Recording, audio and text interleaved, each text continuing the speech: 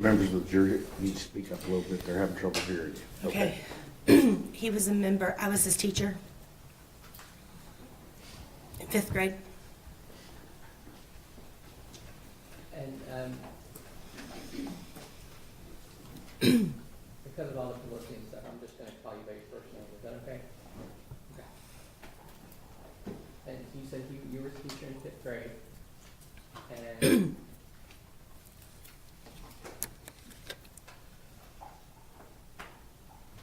I'm gonna kind of skip where you work now, but you went on and did other things in education, correct? Hang on, my bad. Okay, go ahead. Okay, and how long was Tanner a student? As I recall, I did not have him for the full year. He came to us and then he left, I think, before the end of the year. And from your memory, was he moving around a lot? I mean, I just know from that, he wasn't with me for a full year. Okay, and did he make good grades when he was in your class? That I don't remember. What about his home life? What do you remember about that?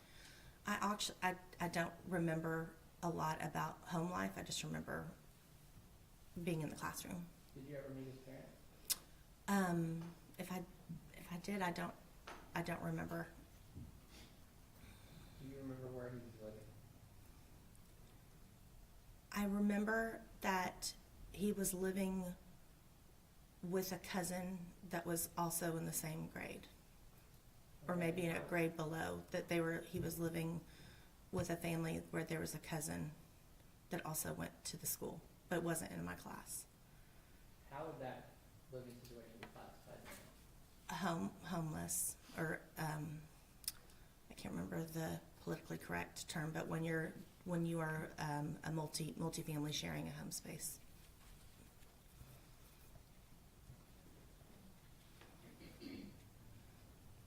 And when Tanner came into your class, was he diagnosed with a developmental disorder by that time? I do not. He was diagnosed as being on the spectrum. I cannot remember if that happened with us. I kind of feel like it did. And then, or it was like a newly diagnosed. So, but on the spectrum, high functioning on the spectrum. And was he referred for special education? Oh, yes. Mm-hmm. Was that kind of new for you, having a student on the spectrum, or? Yes, he was one of my first ones. Now, when someone has a situation where they're not in stable living, stable housing, did that make it harder to identify people who need special ed at the time? Specialized what? Special education at that time? For those of us in education, when we know how to serve the kids. Mm-hmm. So I would say not necessarily.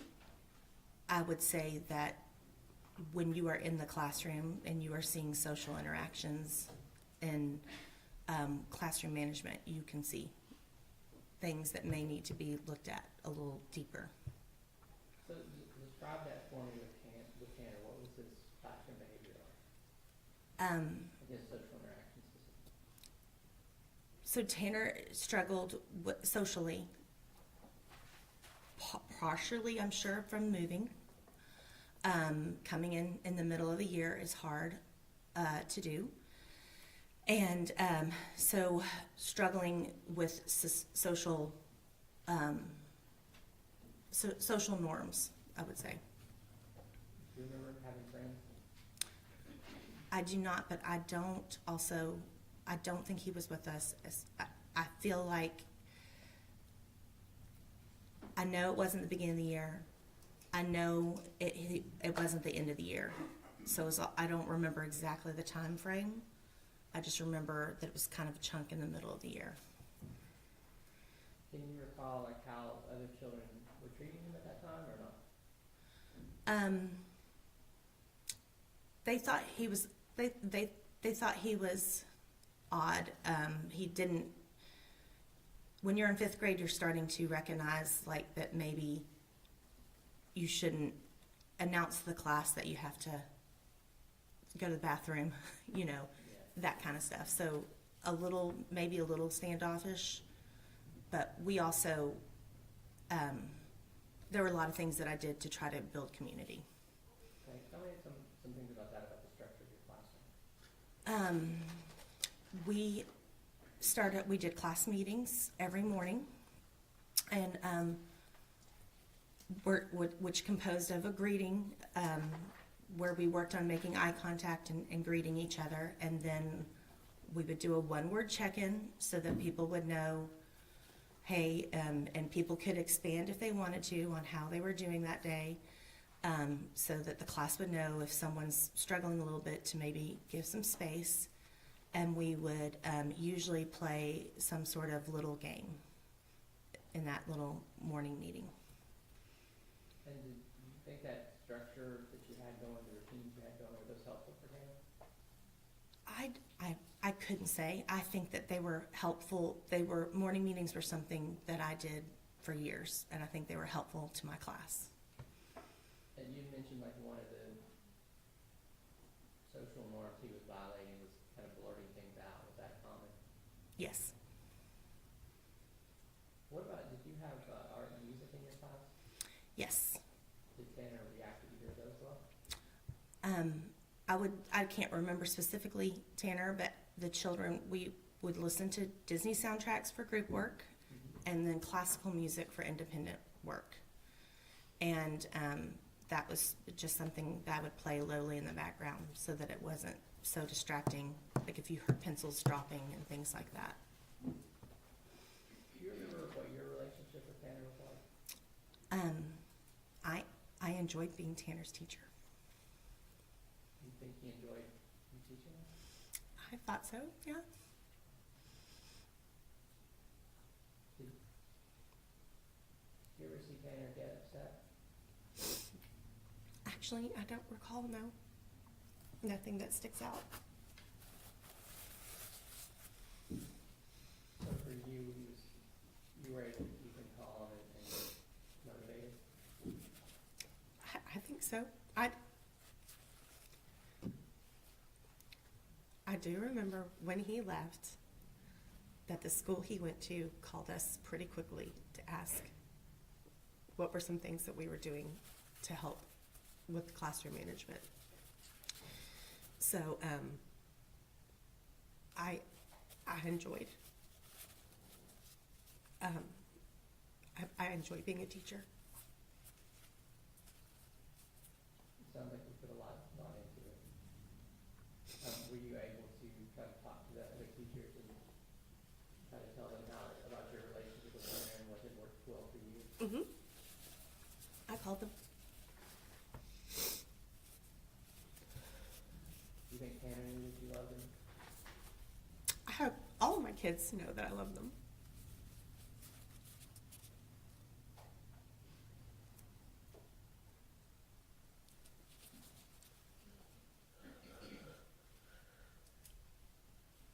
And you talked about Tanner learning out that he had to go to the bathroom briefly.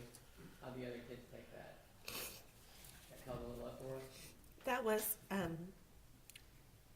I would take the class to the bathroom. I would only send them in a few at a time. You don't send a whole class into the bathroom together.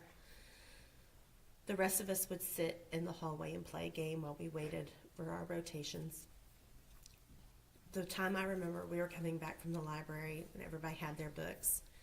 And when it was Tanner's turn to go in the bathroom, he brought me his books and said, "Can you take these back for me? Because I'm going to be in there for a while." And which made me laugh. And the kids kind of giggled about it too. So. Was there a story about the Mad Libs? Yes, Mad Libs was something that we would do in our morning meeting. It's a good way to learn parts of speech. And Tanner I remember him really loving to do Mad Libs. And we were having a class party. I'm assuming Valentine's, because you only get 3 parties. He really wanted the class to do Mad Libs. And I said, no, the class doesn't want to do that. We're going to do this. But I said, but you can take the Mad Libs book and you can do it if you'd like to. And then Could you spell that? Mad Libs, Uh-huh. like the old from the sixties, like the MAD, LIBS. Okay. Mad Libs. I said that for, okay. Okay. I told him that he could do the Mad Libs by himself if he'd like to, and he did, and he was very much laughing and enjoying himself, but really I could tell he was trying to sell it to get everybody, because doing a Mad Libs by yourself, you know what your adjectives are and your nouns are. It kind of, you know, it's not as funny as when you're doing it with someone who has no idea what the story is. I remember Beth. Mm-hmm. What about the story about shampoo? There was a day where Tanner came, and he had his snow hat on, and he came to school and he sat down and he took his hat off, and I looked at his hair and it had some dried bubbles in it, and I said, Tanner, honey, do you still have shampoo in your hair? And he immediately felt it and said, oh my gosh, I forgot to wash it out. And so I sent him to the nurse so that she could help him get his hair washed out. Did you take care of it? Mm-hmm. Your Honor, may I first? Yes.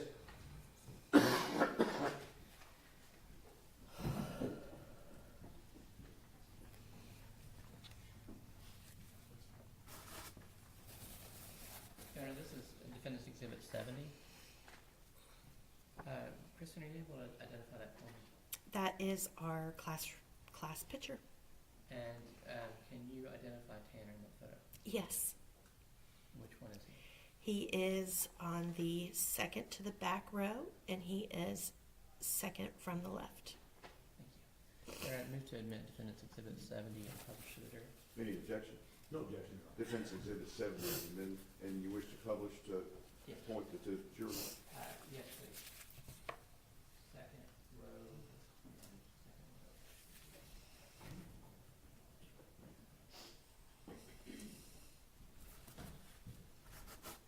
Yeah, what's the jury to be Okay.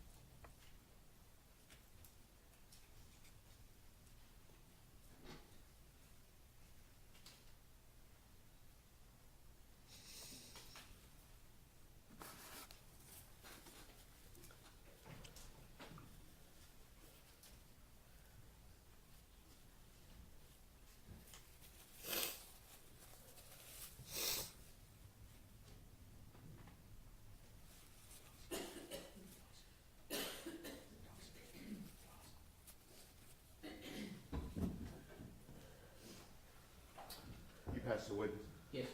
Cross-examination. Thank you, Your Honor. Ma'am, I just have a couple of questions for you. My name is James Stainton, and I'm the district attorney for Wise and Jack County.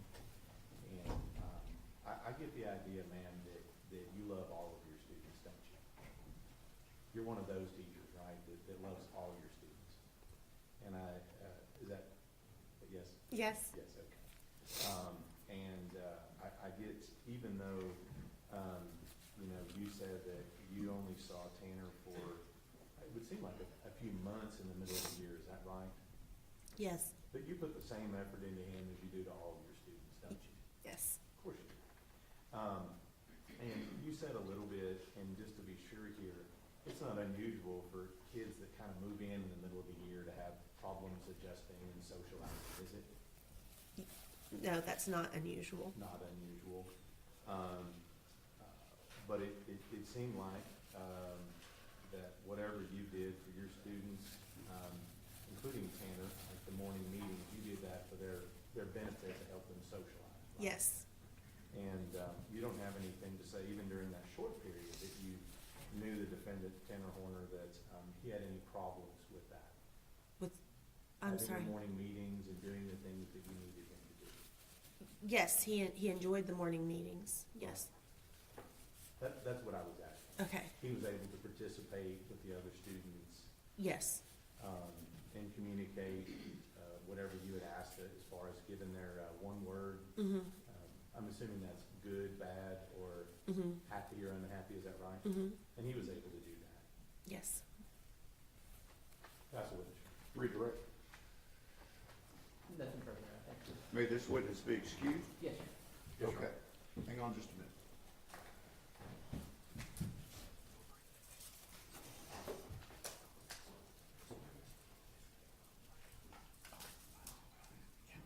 Okay, you'll follow deputy. Who do you have next? Yes?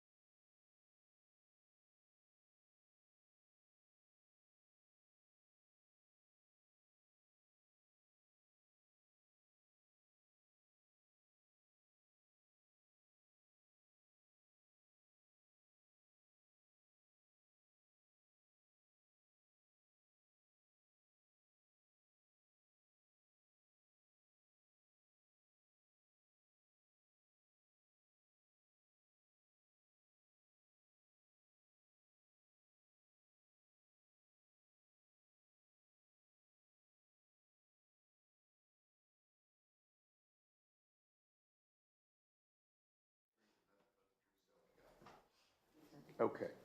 There's a rule of evidence that's in effect says you cannot be in court unless you're testifying. And once you have testified, do not discuss your testimony with anybody else except the lawyers. Okay? So we're going to ask you some questions outside the presence of the jury to start. Okay? All right, Ms. Anderson?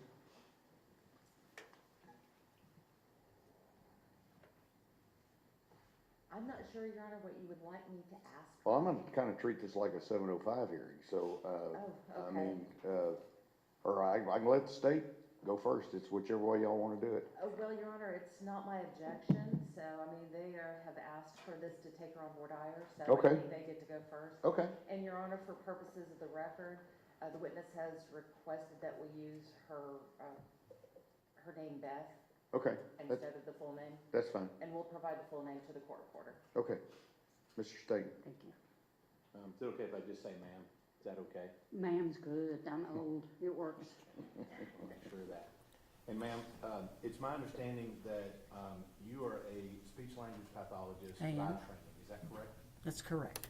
And as part of that, do you have a master's in speech therapy as well? Yes, I do. And I think there's something that you also get certified, you get your C's. I have, Is that right? What does that mean? I was the in-home facilitator for the autistic students. Okay. In-home facilitator. Yeah, What is that didn't tell you too Hang much, on, did it? Hang on. Gotta have one person talking at one time, so let him finish asking the question before you give the answer. Okay? Go ahead, Mr. Staten. I'll start. What is an in-home facilitator? An in-home facilitator works with the classroom teacher and works with there at the school to make sure behavior is being reduced in the proper manner, to make sure that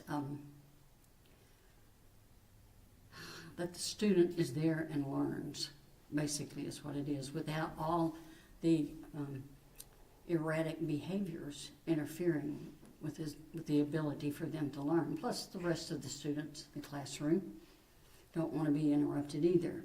And then they also go into the home, work with the parents, set up a behavioral program so that the parents will know how to react to inappropriate behaviors. And then I also took certain students into the community to make certain that they understood how we behave in public. And then I go home.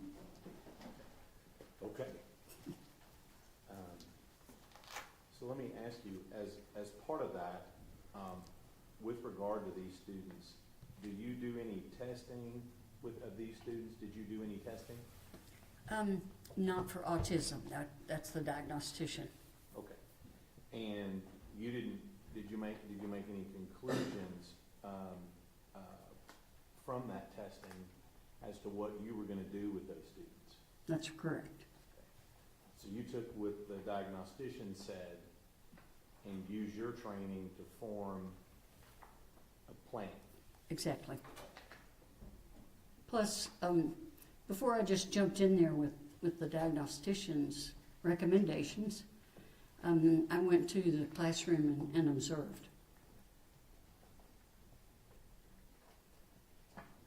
But you wouldn't be able to testify as to what a diagnostician recommended because you're not the diagnostician. That is correct. But you used their expertise in what you're doing. That's correct. Okay. And as it applies to the defendant, Tanner Horner, what type of, let me just ask you, what year did you first come into contact with him? I knew you were going to ask that. Either 2003 or 2004, somewhere around there. When was the last time you had contact with him? Probably the last month of school, the last month of school in December of either 2003 or 2004. And so you only had contact with him during that one school year? That's correct. And what school was that at? Azle Junior High. It was a junior. And with regard to your contact with him, did you take the diagnostician's opinions and things and form some form of plan for him? Yes, sir. And was that you that did that or somebody else? That was me. That was you, okay. There are a lot of people involved when we do special education, so I want to make sure it's you. It was you? It was me. And from that plan, what are you going to testify to today as to your interactions with Tanner Horner? I have been asked to just talk about Tanner, how he was, his behavior, if I had difficulties with him, if I saw erratic behaviors. And I've be real honest with you. Tanner was a great kid. Great kid. We enjoyed each other's company. He behaved. Now, sometimes when he was playing games, because I would take him with another student, and we would go out in the community and we'd, go to a park and perhaps play a game at the table, or go to a restaurant, learn how to order, how to sit and wait for that order to be served.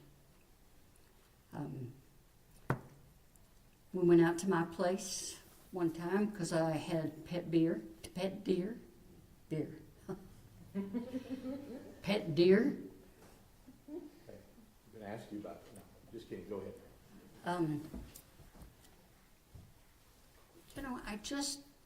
I just worked with them, with these students, to help them learn coping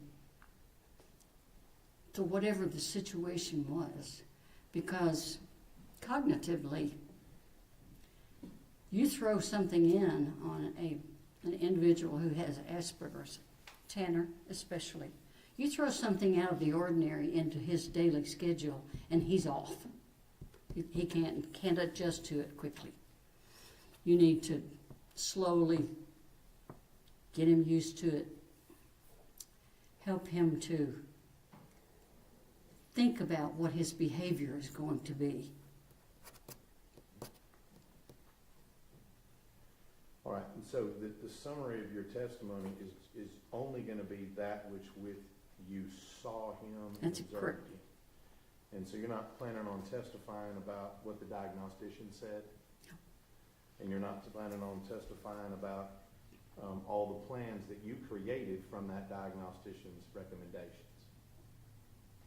Would you repeat that? Are you planning on testifying about whatever the plans you created relying on those diagnosticians' opinions? Yes.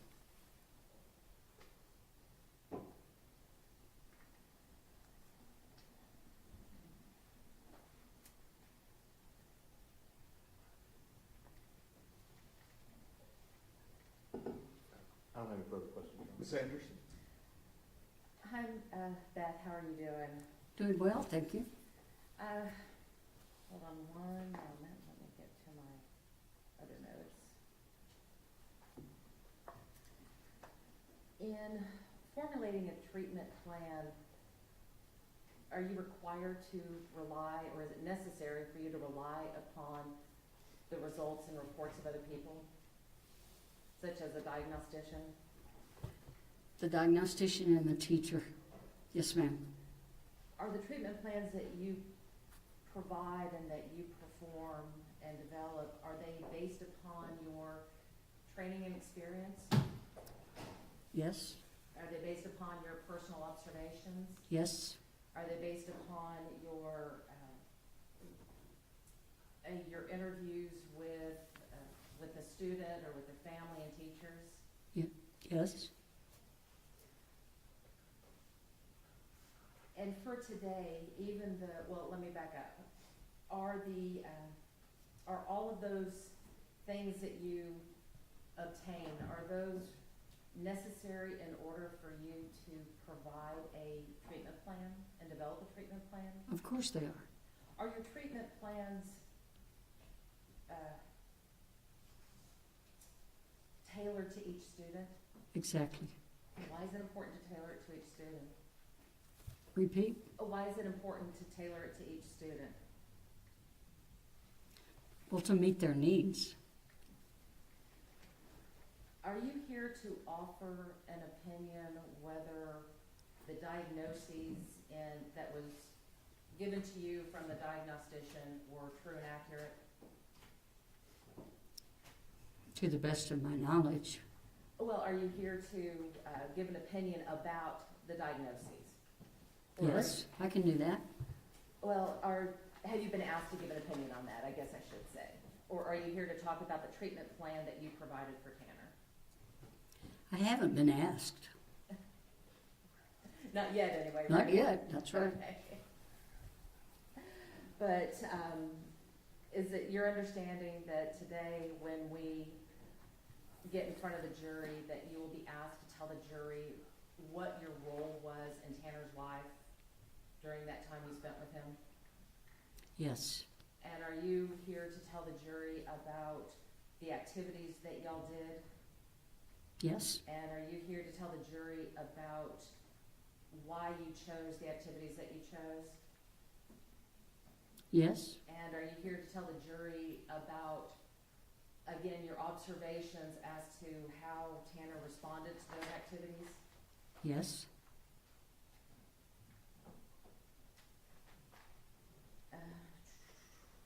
I have nothing further, Your Honor.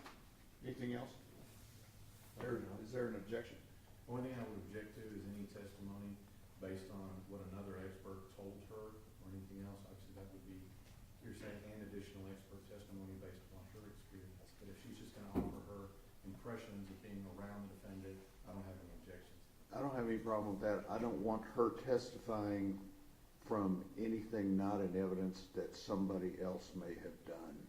So in other words, she can't go into what the diagnostician's records or reports said. She can testify, I received the diagnostician's report, and as a result, here's what I did. I don't believe I was planning on going into that anyway. Then we're all on the same page. Okay, We and are. if Yep. I could have 2 shakes to run to the restroom? Okay. Anybody else? Nope. All right, 2 minutes. We got 2 minutes. We may need 3 now that he's spilled.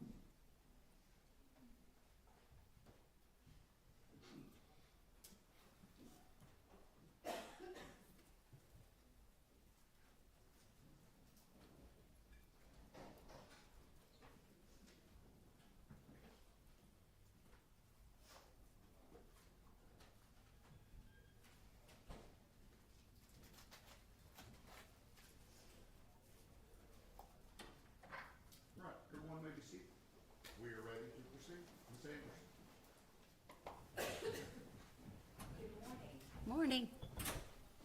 Now, for the purposes of this hearing, we're just going to call you by your first name, Beth, is that okay? That's wonderful. Well, Beth, if you'll please introduce yourself to the jury. I'm Beth Weaver. I was an in-home facilitator and a speech and language pathologist. Now, you kind of jumped ahead on me. You said that you were a speech pathologist, and that you seem to use that in past tense. Have you retired? Oh, yes. Oh, yes. Mm. As a speech pathologist, what did you do? I worked with, when I worked in the school district, I worked with students who had cognitive deficits, who had speech impediment, who had dysphagia or swallowing difficulties, who stuttered. I worked with a lot of the students from resource that just had a delay in language and difficulty understanding what was really being asked of them in the general classroom. Did you work with students with neurodevelopmental disorders? I did. Beth, before you retired, you mentioned that you worked with the school district.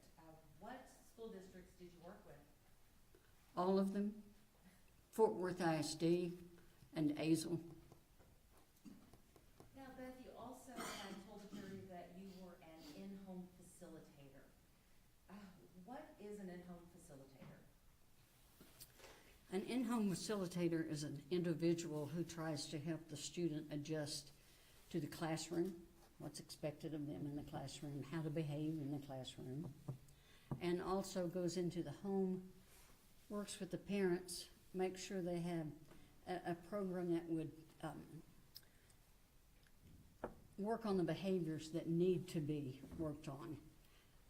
And then I also took individuals out into the environment, teach them how to order at a restaurant, teach them how loudly to talk at the table and how loudly not to talk, and just teach them etiquette and go over situations that they have difficulty staying within the lines of what we consider to be close to normal. Now, you said that you worked with the families as well. Why would you work with the families? Because he lives there, and because that program that student is working on in the classroom, the same type of reinforcement and the same type of punishment and the same type of results are expected out of the home also. What happens if you don't have that balance where you're working with you in one case where the rules are enforced and then going home and the rules are not enforced? How does that affect the efficacy of the program? It affects it for sure, because the student is at home much more than they are at school. I know that everyone thinks they're at school all day, so they're at school longer, but the effect of the home disciplinary actions affects what he's or she's going to do at school. If they get away with interrupting or whatever, losing their temper, getting their way, being a spoiled child, they're going to expect that very same behavior when they get to school at first. So it seems that this program that you developed isn't just a behavior modification for the student, but also for the people at home. That's right. You're on the approach? Yes, ma'am.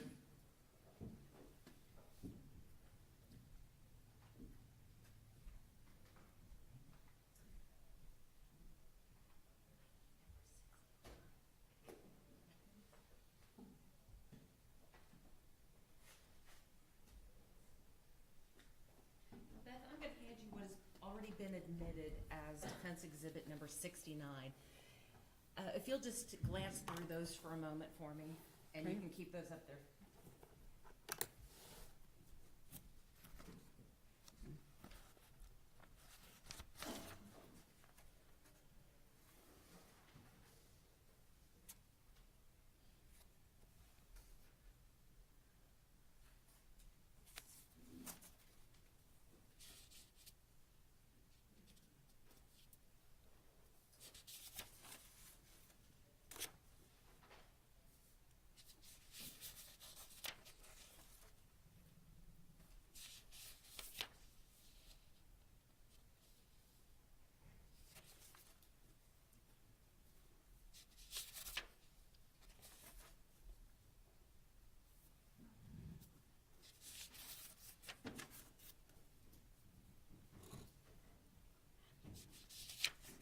And Beth, while you're glancing through those, I was just gonna ask you a couple of questions.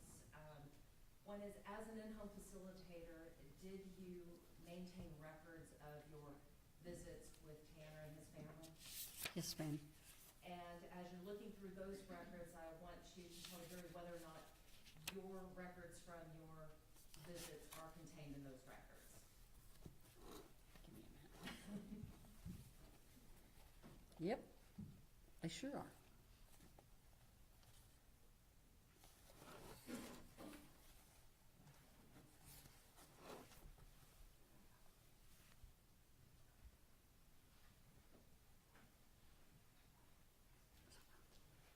Okay, I'm sorry.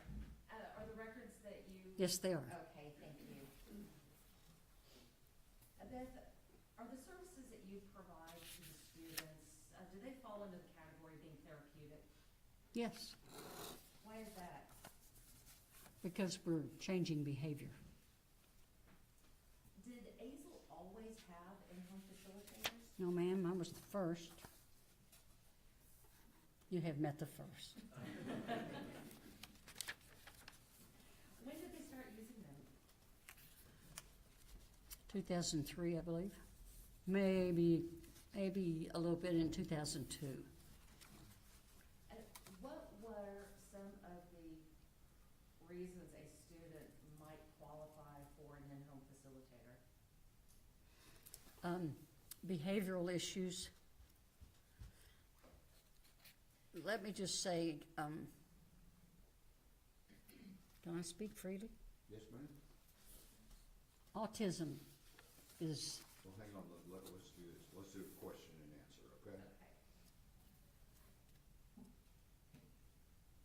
At the time that Azel ISD started these programs, were they having a lot of autistic students in the school? Or did they have a lot of autistic students in the school? we had our share.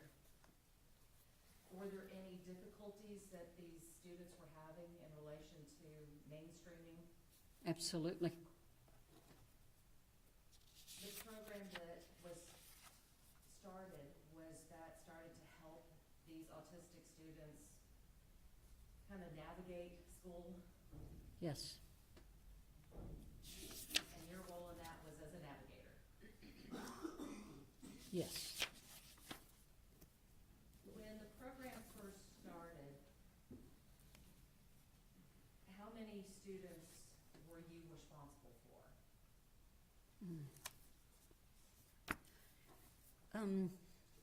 In the beginning, 7 or 8. As time went on, it grew into the teens. Now, Beth, what was the goal of the in-home facilitator program? Is to help the student control their behavior, to help the student understand why a certain behavior is necessary, to help the student navigate through life using the behaviors they have learned. How was it determined, or how did ISD decide who was in or wasn't in the program? They were tested by another individual, a diagnostician. And qualifications, then they would be admitted to the program? Yes, ma'am. Was Tanner admitted to this program? Yes, ma'am. All right, so you said that they would be seen by a diagnostician. Was it just a diagnostician, or were there other requirements that had to be met in order to be admitted into the program? Phew. What do you mean by other? Well, was it just one person, or did you have a team of people? Team. What other types of team members helped make that decision? The teacher would be involved. The diagnostician, the school psychologist, and the school counselor, and the speech and language pathologist. You mentioned a whole set of goals that the program had. What did you do to help these students achieve those goals, to navigate? I worked with them on coping behaviors. I put them in situations that I knew would cause them anger or frustration so that we could work through that and let the student understand, oh, yeah, if I do this behavior, it's a whole lot better than the other one I've been doing. Now, you said that you had about 7 to 8 students.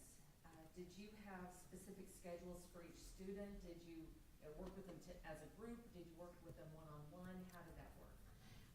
Most autistic students I saw on a one-to-one basis. And when they reached a certain level of behavior, then I might pair them. You know, I did put a couple or several together, and because that only enhances their ability to be around people and behave correctly. Now, Beth, I want to turn your attention to Tanner Horn. In your capacity as an in-home facilitator, did you ever provide services to Tanner? Yes, Do you recall what grade he was in when you first started the services? 7th grade, I believe. Do you remember how old he was? Lord, no. I don't know how old I am.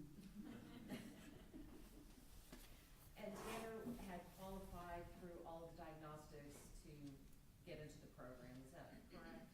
That is correct. Tanner had also gone to the Child Study Center and went through testing there.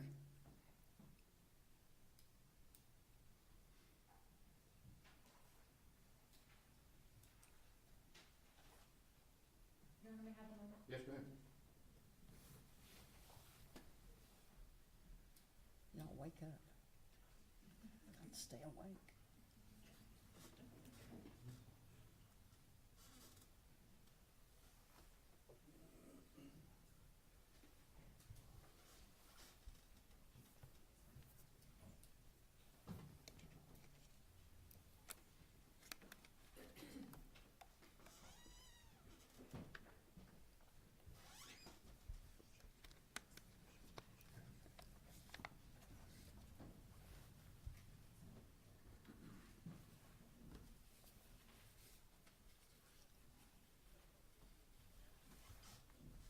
Can I clear something up?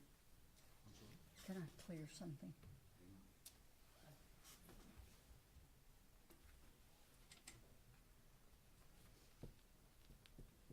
I want to talk to you a little bit about Tanner and your work with him.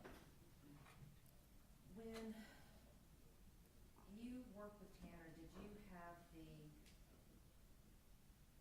opportunity to observe his behavior with other students? Yes, Did you have the opportunity to observe his behavior with his teachers? yes, Did you have the opportunity to go into his home? yes, Did you have the opportunity to not just go to his home, but meet with his mother and grandparents? yes, Did you take him out into the community? yes.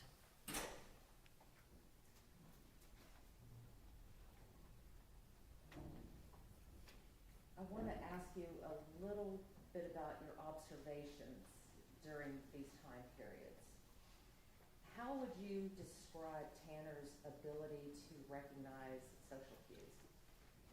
Social cues, did you say? Social cues, yes. Not good. Why do you say that? I mean, at times it was okay, but he just, his cognitive abilities stopped at a certain point for him to be able to understand jokes, teasing, bullying. He was definitely bullied through school. And those were aggravating to him. And he got angry, of course.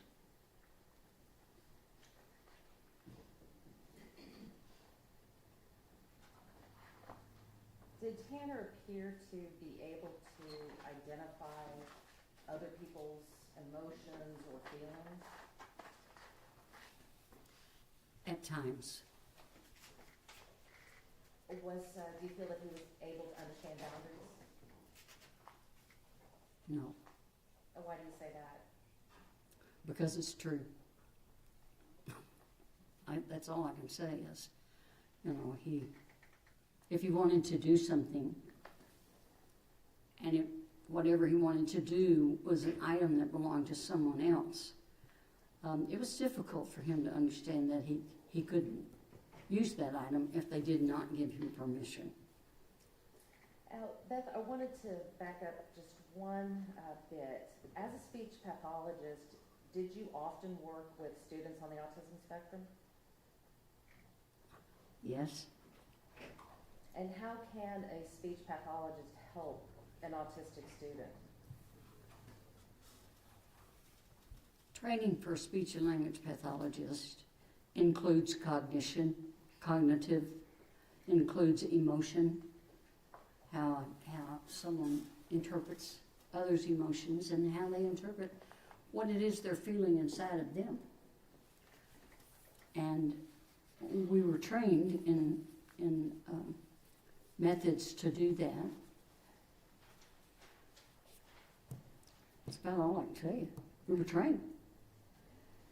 So you had mentioned that Tanner had difficulty recognizing and following social cues. Is that uncommon with an autistic student? No, it is not.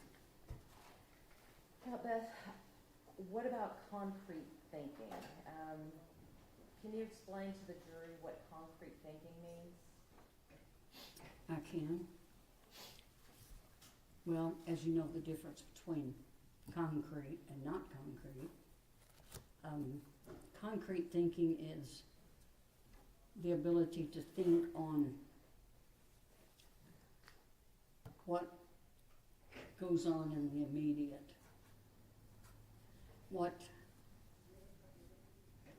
I'm not sure I know where you want me to go with this. I guess what I'm getting at is during the time that you worked with Tanner, did he ever exhibit concrete thinking and taking things too literal? Oh, yes. Can you give me an example of that? Well, if someone,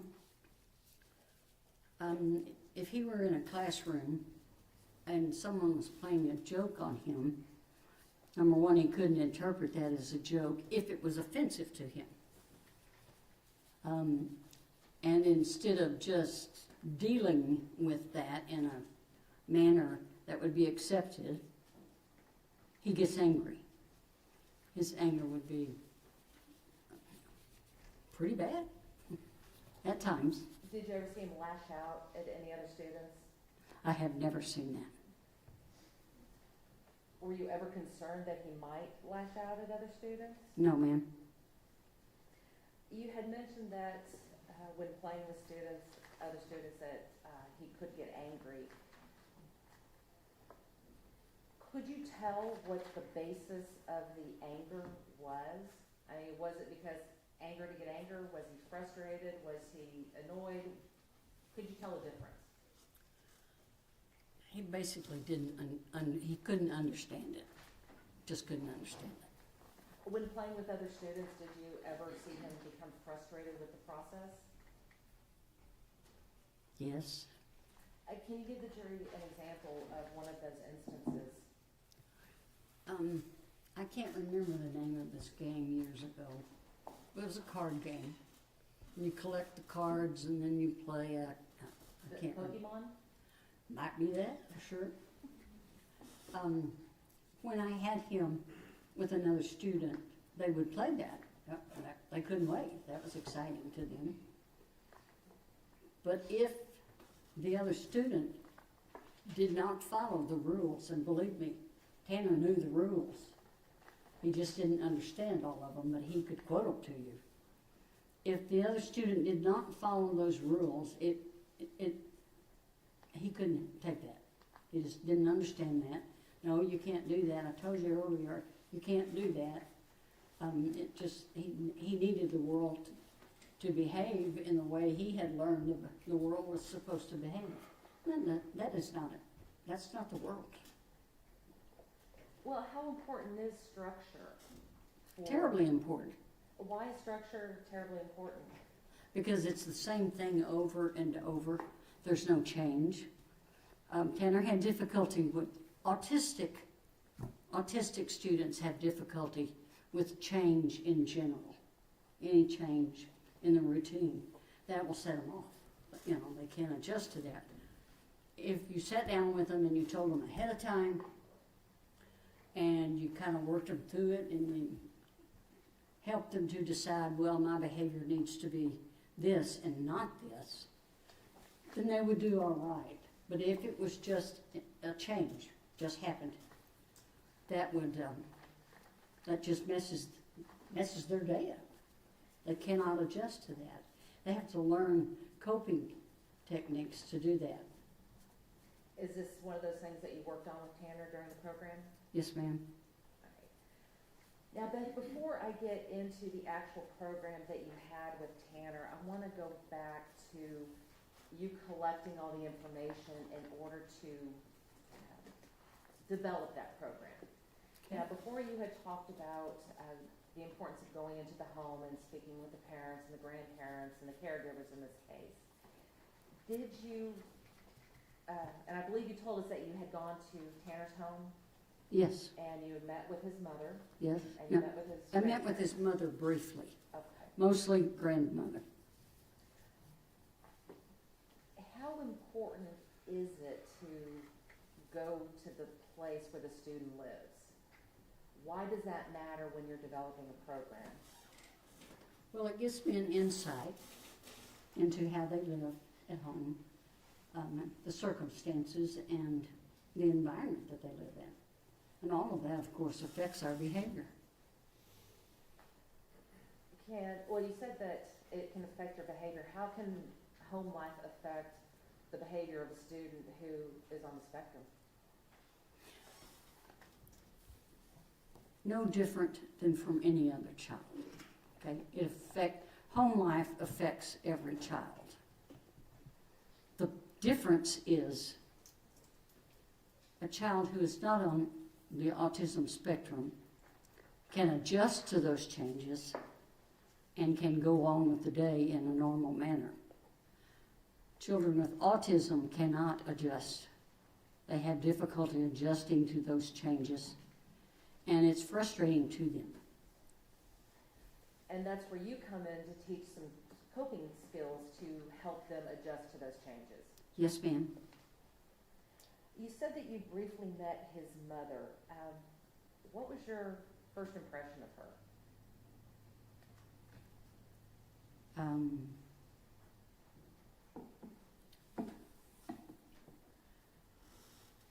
I did not feel like I didn't see any display of mothering. I didn't see that. Tana was upset because she was there in the home and she would get into his things He didn't like that at all. And she wasn't in, like I said, I didn't see her very often. I know I saw her once, and I possibly could have seen her twice. She did not, she was not a mother. She just wasn't a mother. She just did not have the motherly instincts. She had problems of her own. And Tanner was put on the back burner. May I have a moment, Your Honor? Yes, ma'am.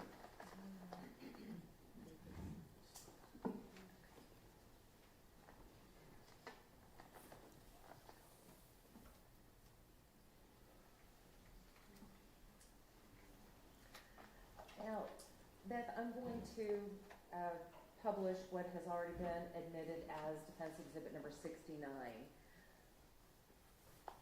Do you recognize this document? I sure recognize that scribbling, yes. Is that your scribble? That's mine. Okay. You had mentioned that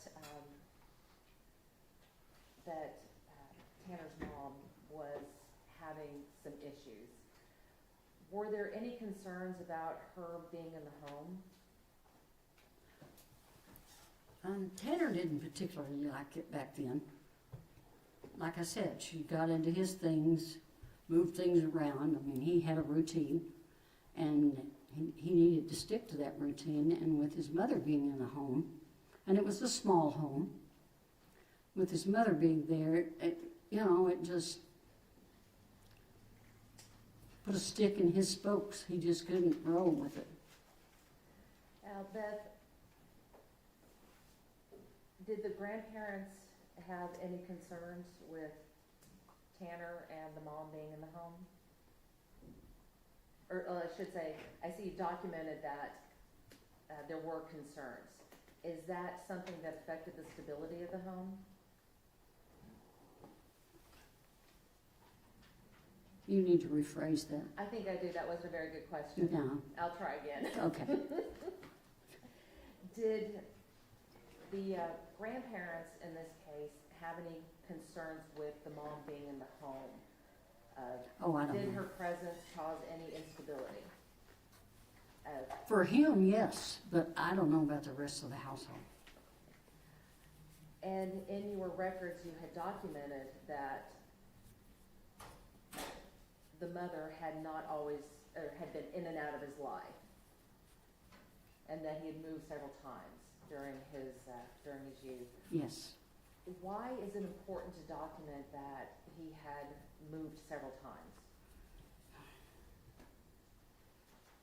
Kind of seems like we're just repeat and repeat, doesn't it? It is important because anything that happens in a child's life affects them.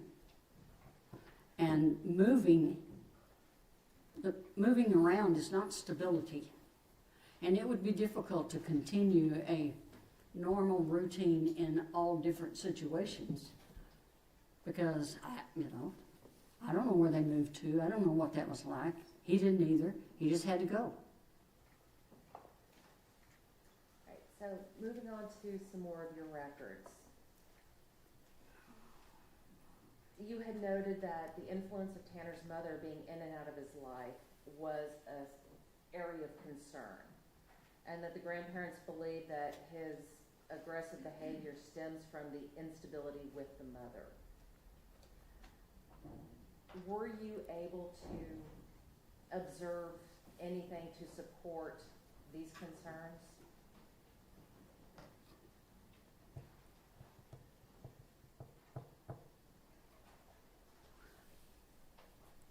Where did I get, are you asking me where did you get the idea that they were concerned about the mother being in the home? Yes.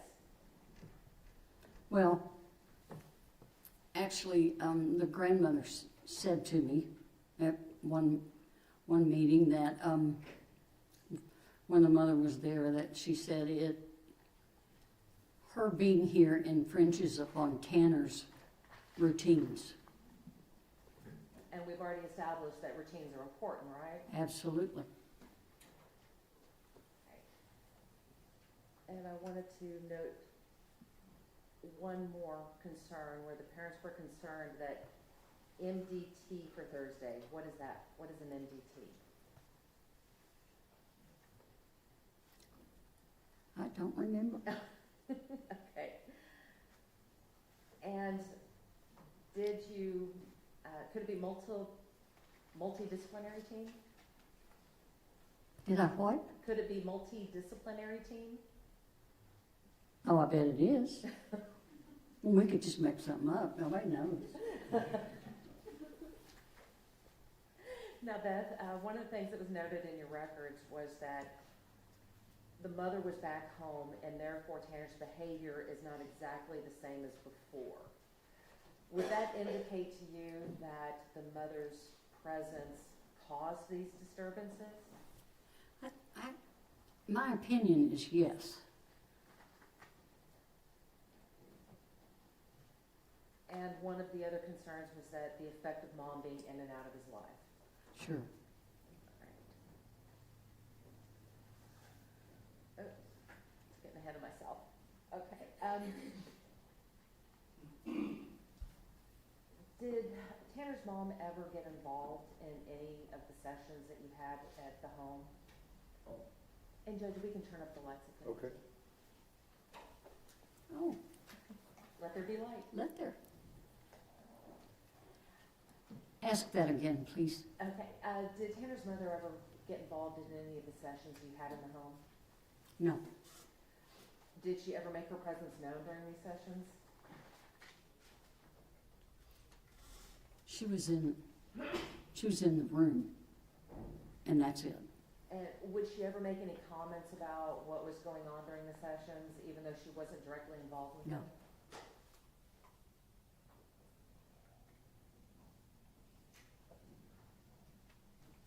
You mentioned his, in your records, you talked about how his behavior seemed to change whether mom was there or not there. Based upon your observations, do you feel that he was doing better with your program when she was in the home or out of the home? Out.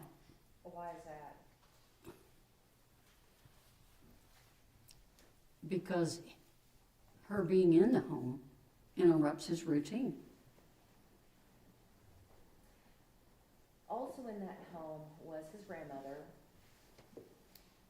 Did you, what were your first impressions of her? She's a lovely lady, and she tried her best. Did she have her own issues? Probably. We didn't discuss them. Did you have the opportunity to watch Tanner and his grandmother interact together? Yes, a little bit. Sure. And how'd those interactions go? It's according to what she asked Tanner to do. But mostly, it was okay. I mean, I'm sure they had their differences, but I never saw him get angry at his grandmother. Over the course of your sessions with the family and with Tanner, and based upon your observations, did his grandmother seem to love Tanner? Oh, yes. And did Tanner Oh, seem yes. to love her? Oh, yes. They adored each other. And did his grandmother seem motivated to try to help Tanner and to make sure that he gets the services that he needed? Yes. Do you think she was able to help the way she wanted to, or only the way that she was able to? I can't answer that for her. Hang on just a minute. The objection's sustained. You don't need to answer that. I'm not going to answer that. Did you have the opportunity to meet his grandfather? Yes, I did. And did you watch the interactions between Tanner and his grandfather? Yes, some. What were those like? The grandfather was a little more demanding, a little gruff with him at times, I thought. Did you ever see him raise his voice or hear him raise his voice to Tanner? Yes, Did you ever hear him bark at him or snap at him? yes, Did you ever hear him, say ugly things to Tanner? No. Just in an ugly tone. When this happened, were you able to watch Tanner's demeanor and how he accepted this? Yes, And how did his demeanor change? yes. How so? You could tell it upset him. You could tell he wasn't happy with what he was being asked to do, and certainly not the way he was being asked to do it. Was his grandfather very involved in this program that No. you established? Not really. Did you ever try to get him involved in the program? No, Did he ever express any interest in trying to help out? no, Did you ever meet with him to try to work with him on how to handle a child that was on the spectrum? we talked about behavior and how one person's behavior can affect the other person's behavior. But no, we didn't get it. He was a serviceman. I didn't push him too far. Did he seem receptive to your information? No, Did he seem to understand what you were doing was so important? no. Did he seem to care? Well, I think he cared because I was in the home, in and out of the home, and it's not that we didn't get along with each other, because we did. He just didn't understand. He had no understanding. He just wanted Tanner to quit having his tantrums, to behave. And he was the one setting Tanner's behavior off. So it was kind of like a vicious cycle? It was, yes ma'am. And so you have to work not just on one, you have to be able to work on both of them? That's correct. And if one is not willing or receptive to, Judge, I don't Help. think at this point leading. Don't lead your witness. if one person is not willing to accept the help, how does that affect the other? Well, the program can't work. Have you ever ridden a bicycle with one tire? It's a little difficult, and that's the way this works. So let's talk about some of the other parts of the program that you worked on with. You had mentioned earlier about cognitive processing, and I think you also meant social skills. Also mentioned social skills. Let's start with cognitive processing. What did you mean when you said cognitive processing? What I mean is, when we do a behavior, there's going to be a consequence. And in the normal way the brain works, you can foresee what that consequence may be. So you tell yourself, we don't want to do that. He doesn't foresee that. He just can't foresee that. He has to learn, he learned coping to stop and to think about it. What have I just done? And if I do this, what's going to happen? And that's a hard process for anyone. They have to stop themselves in the middle of whatever is happening. But he couldn't project what was going to happen. So is cognitive processing, is that interrelated with the ability to problem solve? Oh, absolutely. And you mentioned that Tanner couldn't foresee consequences of his actions. Does that directly impact his ability to problem solve? It can, yes, and probably does in many ways. Based upon your observations of Tanner, could you see him attempting to work through the process to solve a problem? I could. He was getting there. Let's put it that way. And describe that for me. He would stop, he would always look at me, and I'd just look at him back like, come on, let's think about this. You gotta think about this. So he had learned, at least to stop what he was doing if it didn't feel like it was right. He didn't, in the beginning, he could not do that. Well, how do our emotions play into our ability to problem solve? How do our emotions? Yes, when we're talking about problem solving, you talked about cognitive processing, but do our emotions affect our ability to cognitively process? Certainly. And so were you ever let's try that again. Did you ever see a situation where Tanner's emotions got in the way of his ability to problem solve? Yes. For instance, playing the game with the other student, you know, he knew those rules. He knew those rules, and that student just broke the rules.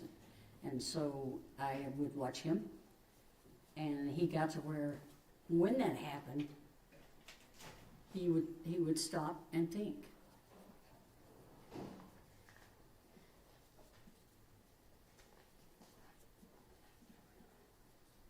Did you ever work with him on the importance of being able to compromise? Yeah. Why is that important? Because when you're around people, you have to compromise. It's not all about you.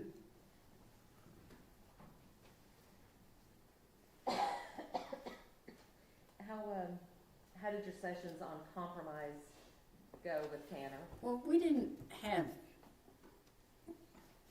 trash can. It's not like we had a session, okay, today we're going to do nothing but compromise. Mm-hmm. The compromising goes along with the problem solving and hopefully the understanding of what's going to happen. If a certain behavior is displayed, this is going to happen, and that's not good. Now, Beth, you had also talked about the importance of learning social skills. Why is it important that we learn social skills? Because we live in a social society. What kind of social skills did you work on with Tanner? We worked on talking about what other people wanted to talk about, not always what we wanted to talk about. Allowing other people to join us. You know, if he's working on something he's doing real well, and they come over and want to join him, you know, let's let them. Maybe they have some good ideas. You had mentioned earlier about community outings. What kind of outings would you take Tanner on? We went to the park. We went to restaurants. We went out to my house to see the deer.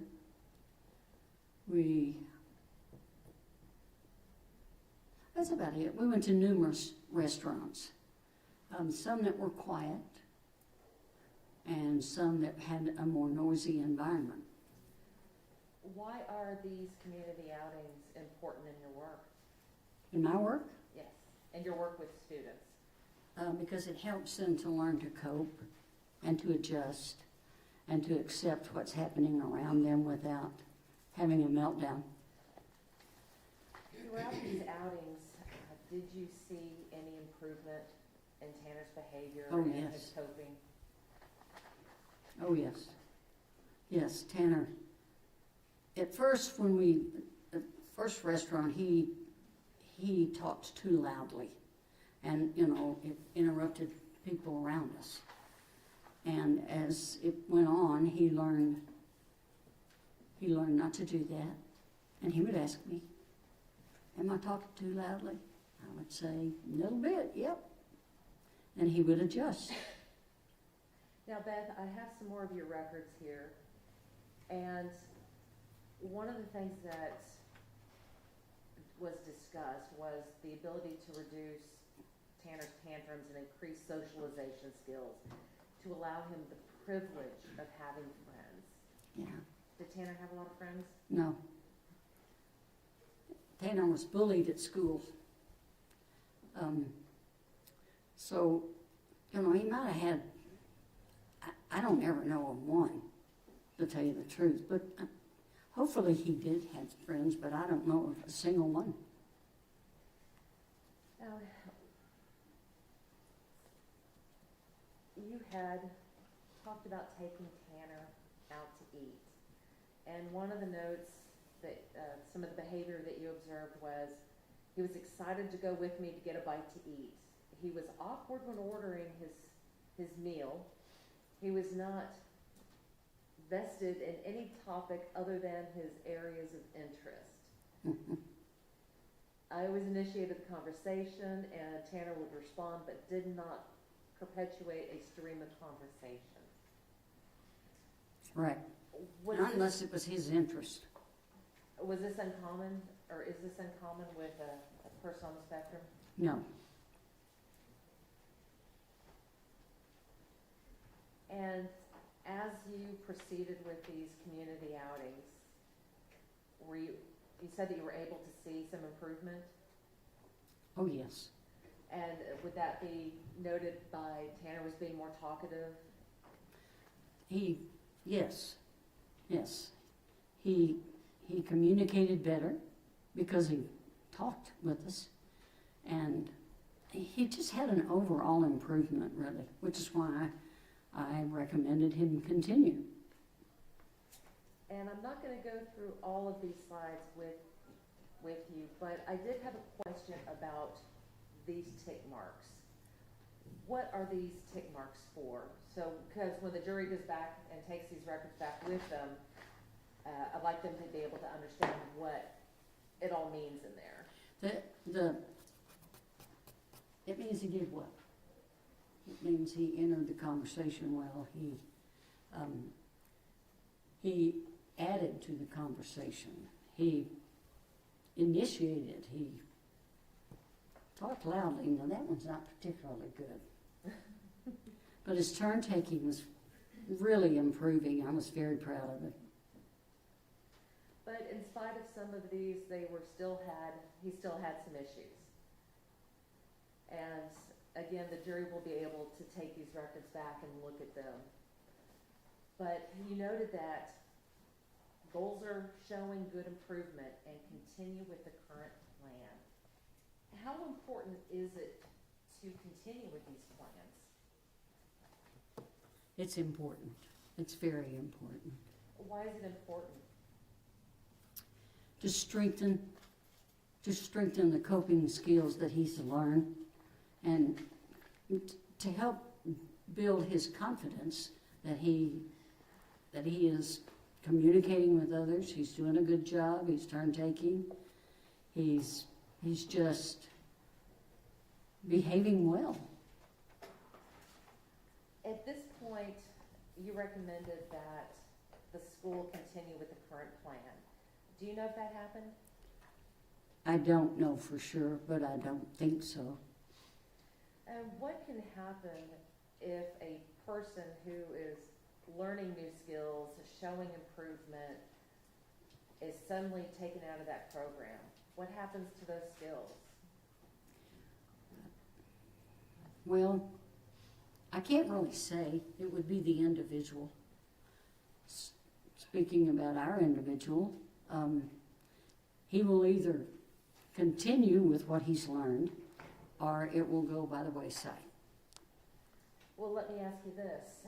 How difficult is it to transfer the skills that he is learning with you while in your presence in these semi-controlled environments?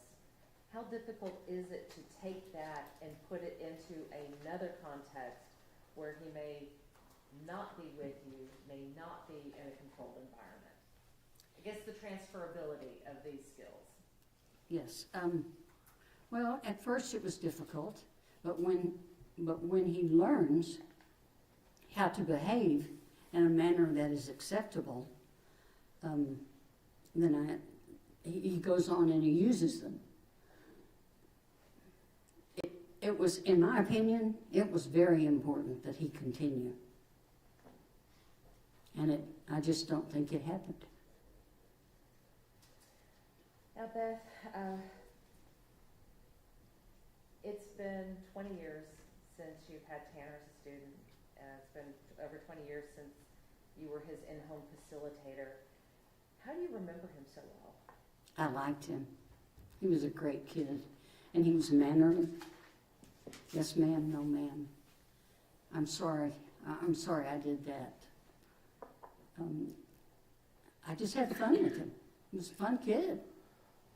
Now, Beth, you understand that he has pled guilty to the offense of capital murder that involved a kidnapping. Yes, I do. And you understand that there have been other allegations involved with that kidnapping and murder of Athena. I don't know that. I have not involved myself in anything.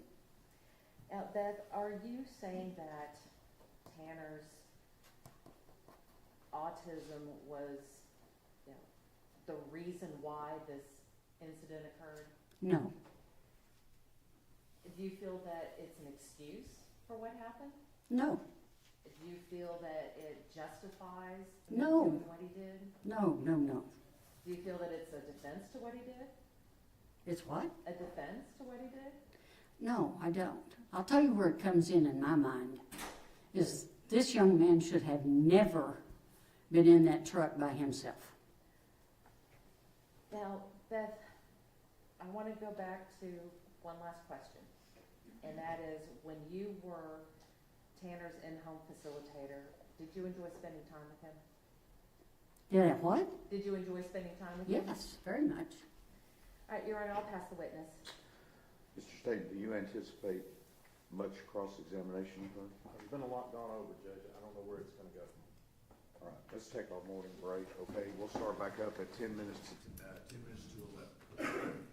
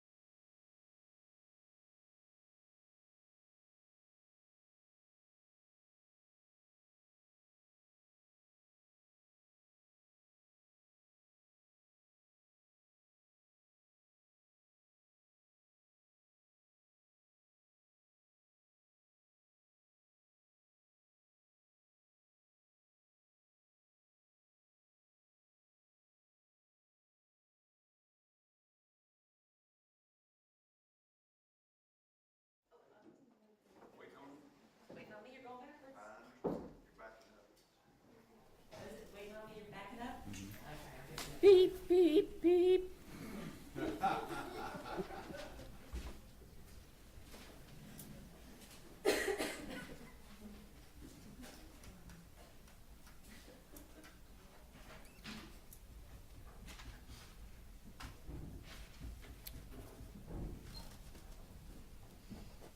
What are we waiting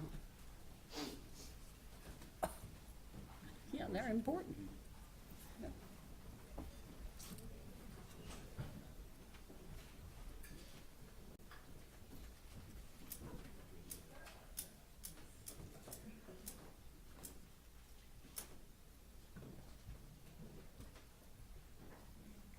You know, everyone can be seated, and we can.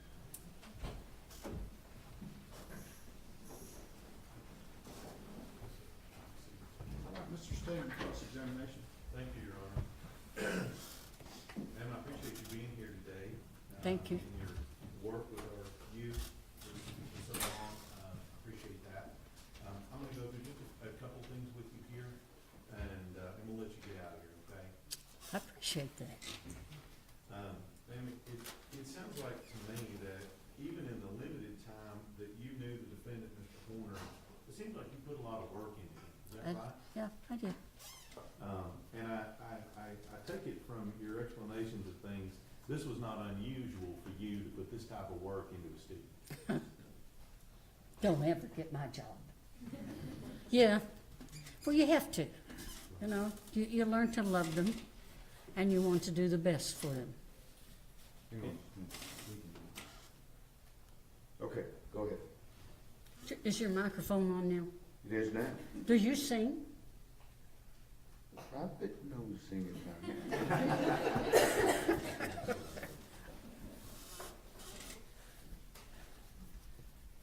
All right, back on top.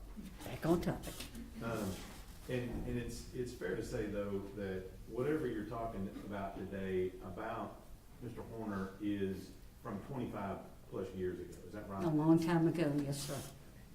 And so I'm gonna go through a couple of things here, but what you do remember, and you've looked at your records there, is that, he had the capacity to change his behavior. Would you agree with that?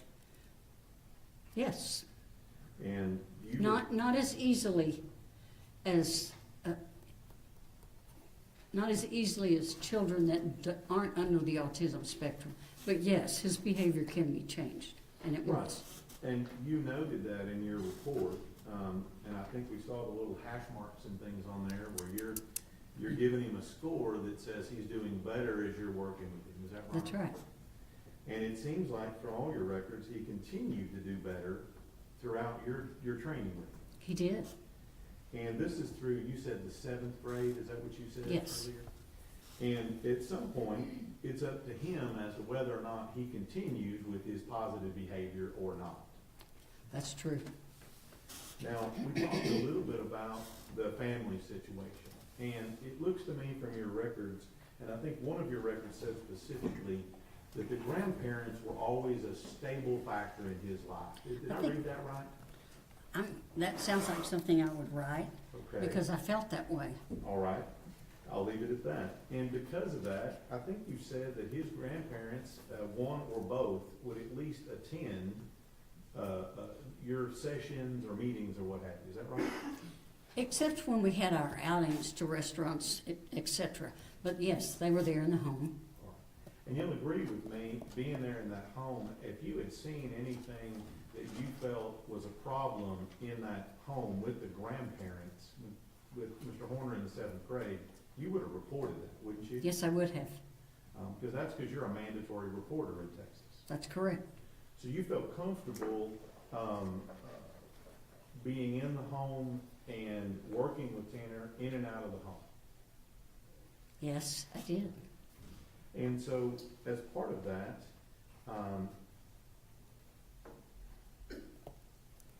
you said you taught him a lot of things about social cues, cognition, thinking, things of that nature, right? Yes, sir.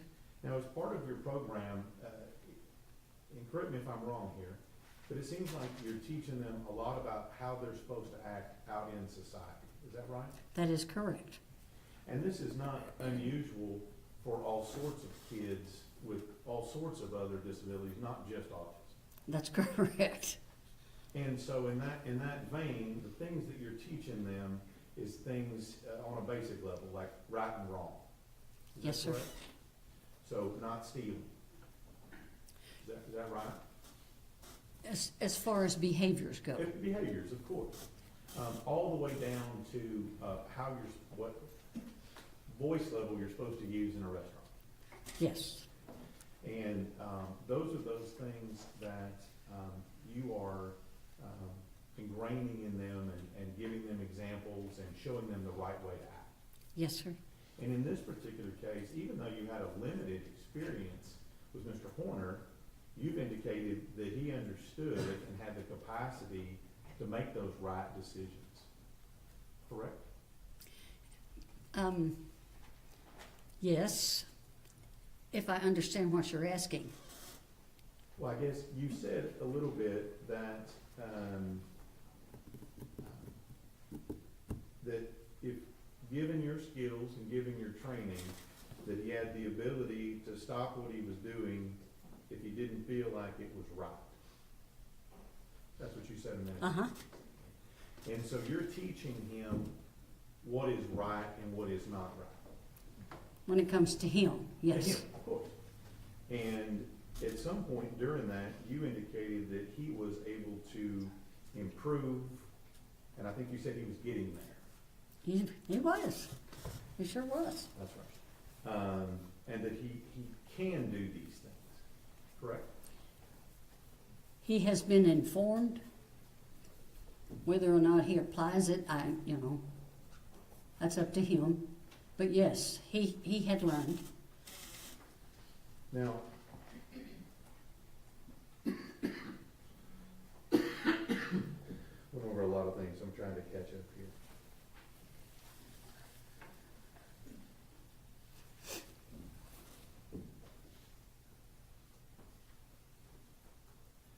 So we talked about kind of this relationship. It seemed to be a little bit of a tense relationship with the mom being there and the grandparents participating in it. Would you agree with that? I would.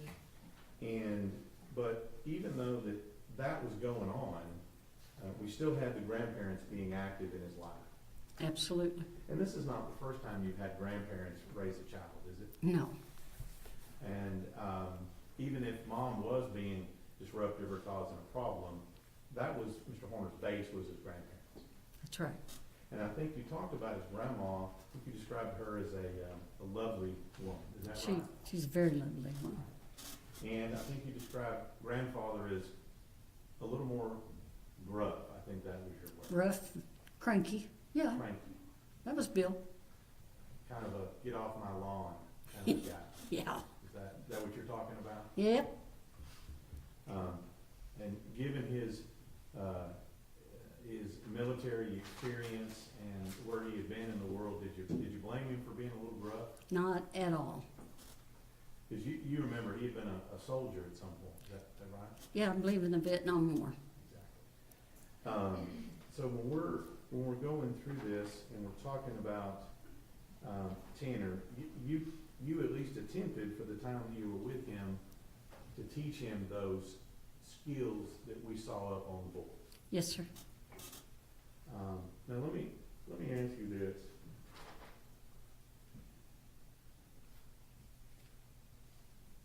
You also said that you taught him manners, right? And you appreciated his good manners. I think that was right, wasn't it?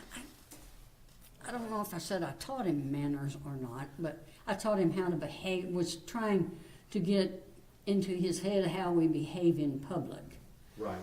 And I think you said that he was a yes or no, sir, yes ma'am, no ma'am. Absolutely, but he came to me like that. So he had some pre-training on how to act. Yes. But you also said he had the ability, when he had done something wrong, to say he was sorry. That's right. Now, in this particular case, you said something earlier, and I want to ask you about it. You said that Tanner should have never been in that truck. Is that what you said? That's exactly what I said. And I guess I need to know alone. alone.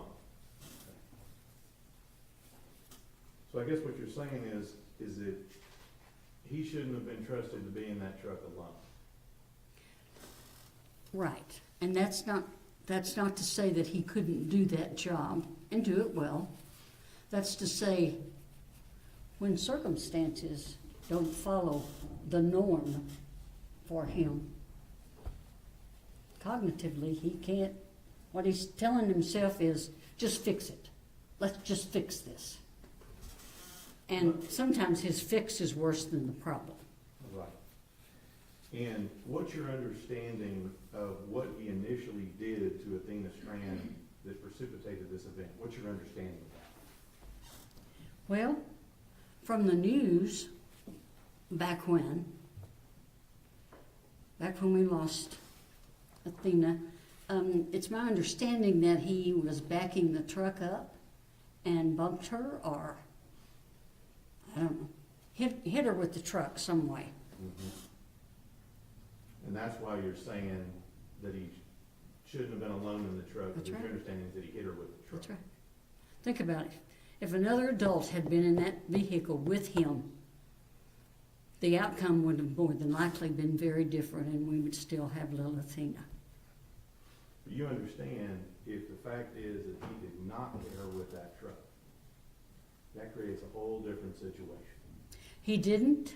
If the evidence is that he did not hit her with that truck, and that did not happen as you understand it, that changes your opinion on things, doesn't it? Well, it doesn't change my opinion, because my opinion will always be he should have had another adult in the car with him, in the vehicle with him. What it does, it makes me wonder what the whole thing was about. Why? And you're not telling us today that his autism had anything to do with the criminal offense in this case? With the outcome, you're going to have to ask that a different way. I mean, are you saying that his autism caused him to kidnap and murder this child? No. I'm saying it did not. That's what it's Redirect. Very briefly, Your Honor. Oh, no. Beth, I only have that many questions, okay? Do you think that Tanner would have been able to make the changes that you noted without intervention? No, I don't. Do you think he would have been able to maintain those changes that you saw over the 1 year that you dealt with him without continued intervention from someone like you? It would certainly be a disruption in his ability to carry on with it, yes. When the state asked you about teaching Tanner the ability to know right from wrong, were you talking about his ability to make the right decision in problem solving? Yes, And does that go back to his inability to foresee his consequences or the consequences? of exactly. Okay. That was 4 questions, so I still have 1, but I'm going to give that time back to the judge. I have no further questions. Mr. State, Hallelujah. Nothing further on. may this witness be excused. No objections, Your Honor. You're done. I'm done. Well, I can't What's that? say I enjoyed it, but y'all have a good day. What's your step? All right. Let me see counsel.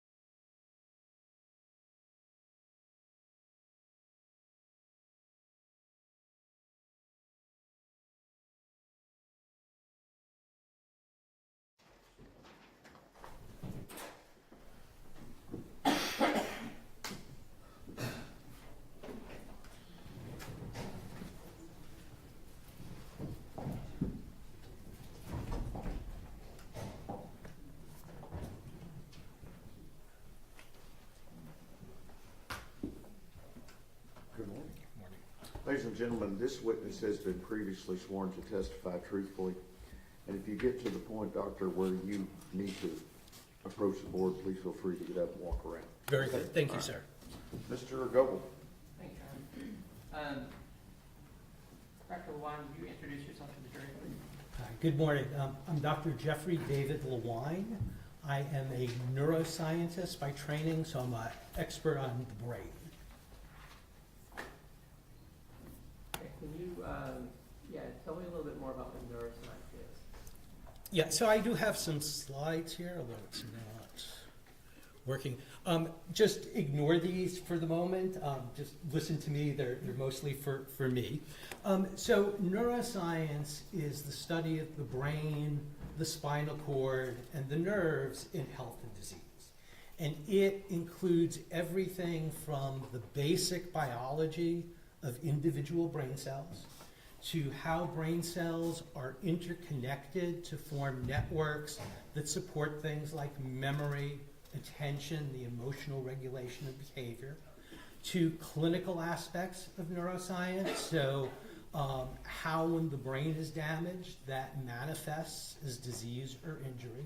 And then finally, the techniques that we use to look at the brain. So things like magnetic resonance imaging, MRI, PET imaging, something known as positron emission tomography, and also electroencephalography, EEG. These are all methods that we can use to give us insights into the structure and function of the brain. Let's talk a little bit about your qualifications to do that type of work and to give those opinions. What's your education background? Yeah, so I actually have bachelor's, master's, and doctoral degrees in neuroscience from the University of Rochester in upstate New York. I was then a postdoctoral fellow in neuroscience and biophysics at Los Alamos National Laboratory. They got lots of people working on bombs and things, but they actually have a very large biology group, and neuroscience was part of that. And are there particular areas of neuroscience that you specialize in? Yeah, so I am generally recognized for my work in different types of imaging technologies. So again, MRI, PET, EEG.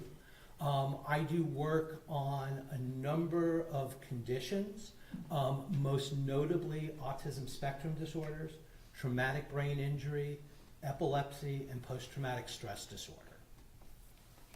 And where do you currently work? So I wear lots of different hats depending on what day you find me. So I am the Chief Executive and Chief Scientific Officer of the Center for Advanced Diagnostics, Evaluation, and Therapeutics, located in Albuquerque, New Mexico. Cadet is involved in the development and evaluation of new diagnostic tools and new therapies for autism, PTSD, and traumatic brain injury. I'm also the CEO of Neuroscience Expert Consulting Services of America. That is the small business that is involved in legal work, in this case here.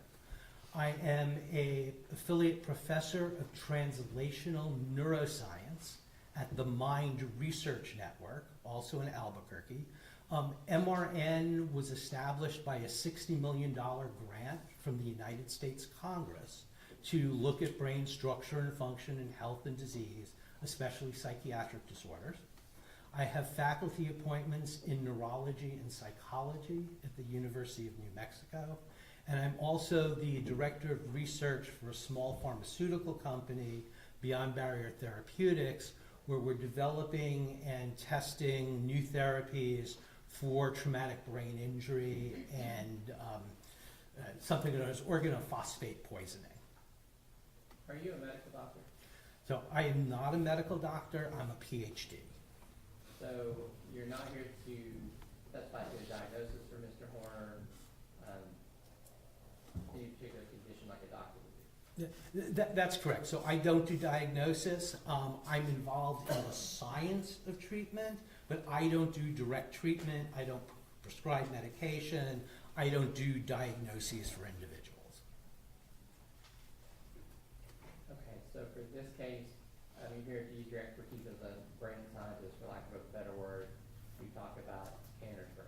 Yeah, I was explicitly asked to use the technologies that are available in neuroscience to get an understanding as best as possible of Tanner's brain structure, brain function, and to, based on putting that within the historical context of the information that we have on him, to try and understand what might have caused these abnormalities in brain structure and function. And is there any kind of independent evidence that you're qualified to integrate the types of information you'll be talking about here today? Yeah, so I do this type of integration of methods on a daily basis. I have had faculty appointments at numerous universities throughout the country. I've had appointments in the Department of Radiology, appointments in neurology, psychiatry, psychology, even electrical engineering and computer science. So I've got a very broad background in neuroscience and integrating various different types of information. And do you present your research at scientific meetings? Yeah, so I have done invited presentations at more than 100 different national and international scientific meetings. What about publications? Have you been published? Yeah, so I've got over 75 peer-reviewed publications. I'm the co-author of a textbook on functional brain imaging. And how is your work funded? So my work is predominantly funded through research grants. So I've had funding from the Department of Defense, National Science Foundation, National Institutes of Health. I currently have a $2 million contract with Special Operations Command of the Department of Defense for developing and evaluating a new therapy for traumatic brain injury. And just earlier this week, I submitted a application to the Advanced Research and Project Agency for Health for $40 million to examine post-traumatic stress disorder. Do you do mostly legal work? So legal work is about 40 to 50% of my effort. Mostly I'm involved in doing these grant types of things. Again, evaluating new therapies, developing new therapies. I do some legal work. It's split between civil work and criminal work like this. About 60% is civil work, 40% of that is the criminal work. So, you ever testified as a neuroscience expert in court before? Yes, so I've testified to my neuroscientific opinions. No, I don't want things being displayed here that are not in evidence. Right. Okay?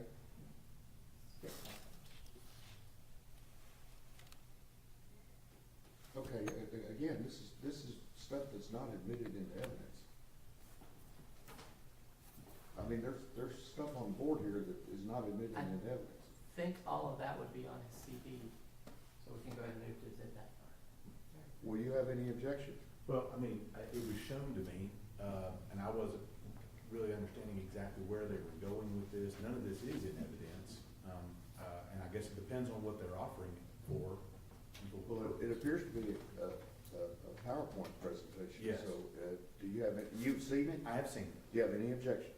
Well, my objections would be to anything in it that's obviously hearsay, and if it goes to his opinions that are expert in nature outside of his expertise, I would also object to it on that basis. But I don't. All right, y'all retired to your room.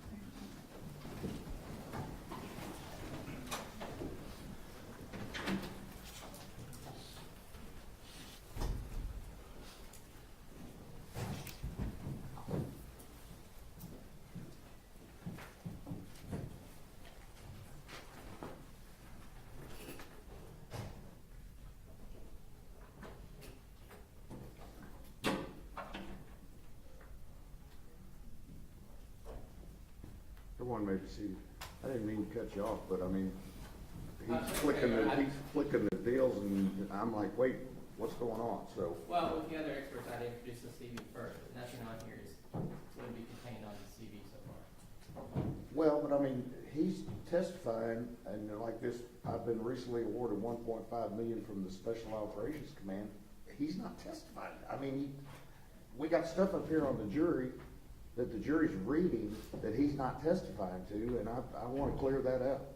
So, with this PowerPoint presentation, is there anything in here that the state is going to object to?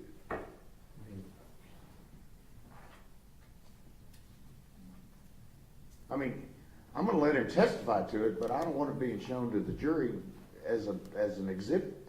Okay. That's the last screen with anything about his career.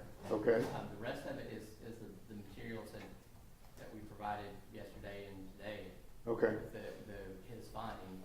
It's based on the radiology report, the Dr. Bono, and the PET scan, and the EEG scan, and then the quantitative analysis that Lewine did himself.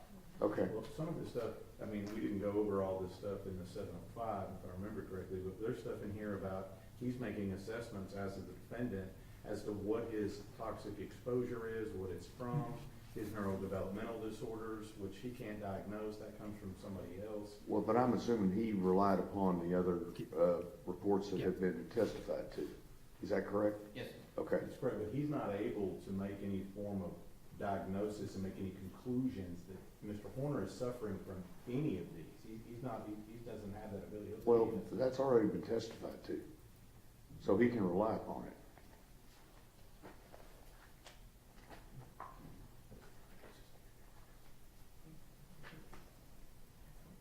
May I ask?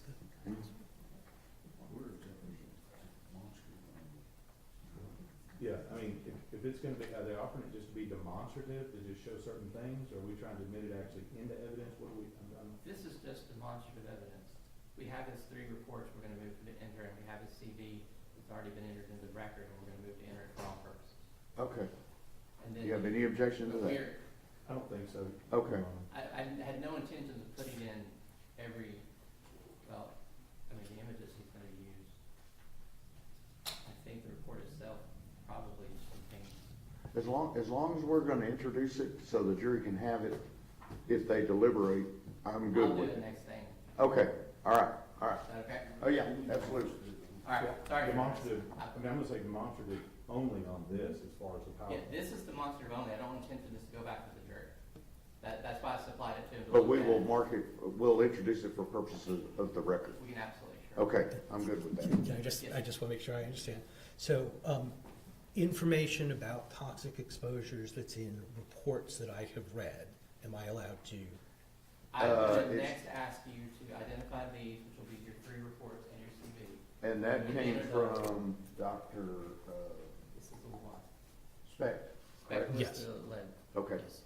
You can rely upon Speck because he has testified in front of the jury. So Dr. Davies has not testified yet? He did a formal report? Yes. Am I allowed to talk about his Here's one that observations? We did a 705 on already. You are allowed to testify that you received a report from Dr. Davies, but don't go into the report. Okay. Okay? Would that include anything that he's gonna testify as to potential conditions and results with regard to the defendant that he took into consideration in making, I mean? You may it's all- testify that you received a report from Dr. Davies that you relied upon, but do not go into anything involving the contents of Dr. Davies' report. No, but from his perspective, from his neuroscience perspective, what he did, he will be able to say whether his results are consistent with FESD, ASD, those things, but not talk about what Davies is saying.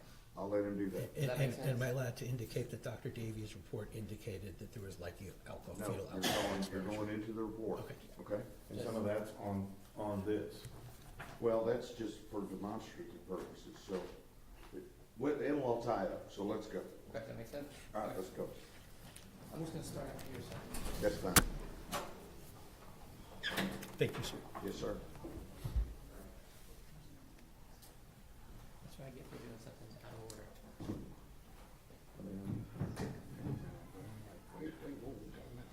Well, not gonna want to get off this with all that, just say it, or, you know, it's like, you got it. It's just- We're good. Okay.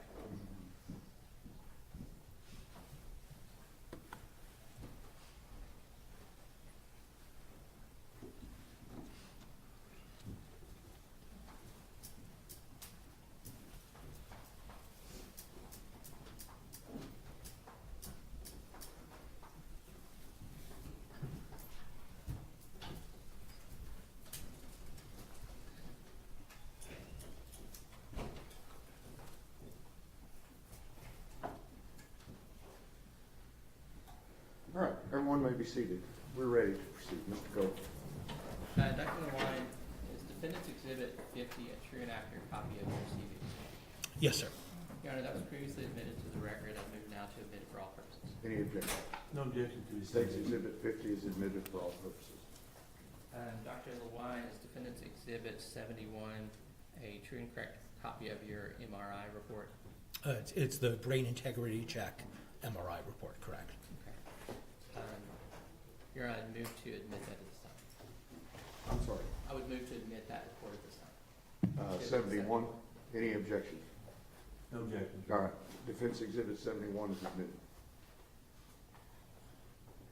Dr. Lewine, is Defendant's Exhibit 72 a true and accurate copy of the EEG, MEG physiology report? Yes, in this case, it's just EEG, so the BIC EEG report. Okay. Your Honor, I'd move to admit Defendant's Exhibit 72 at this time. Any objection? No objections, Your Honor. Defendant's Exhibit 72 is admitted. Dr. Lewine, is Defendant's Exhibit 73 a true and accurate copy of the PET report? It's my PET report, correct? Yes, sir. Your Honor, I move to admit Defendant's Exhibit 73. Any objection? None, Your Honor. Defense Exhibit 73 is admitted. Thank you, Your Honor. Your Honor, we're going to, one more question. Dr. Lewine, did you review any other materials or records in preparing your report or preparing your testimony? Yes, so I reviewed extensive records and also a number of expert reports.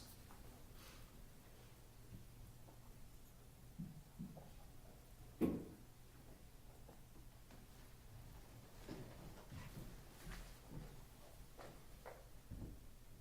believe I was asking you if you had testified in court before, and you answered that. Have you ever testified in criminal cases in Texas? Yes, on numerous occasions.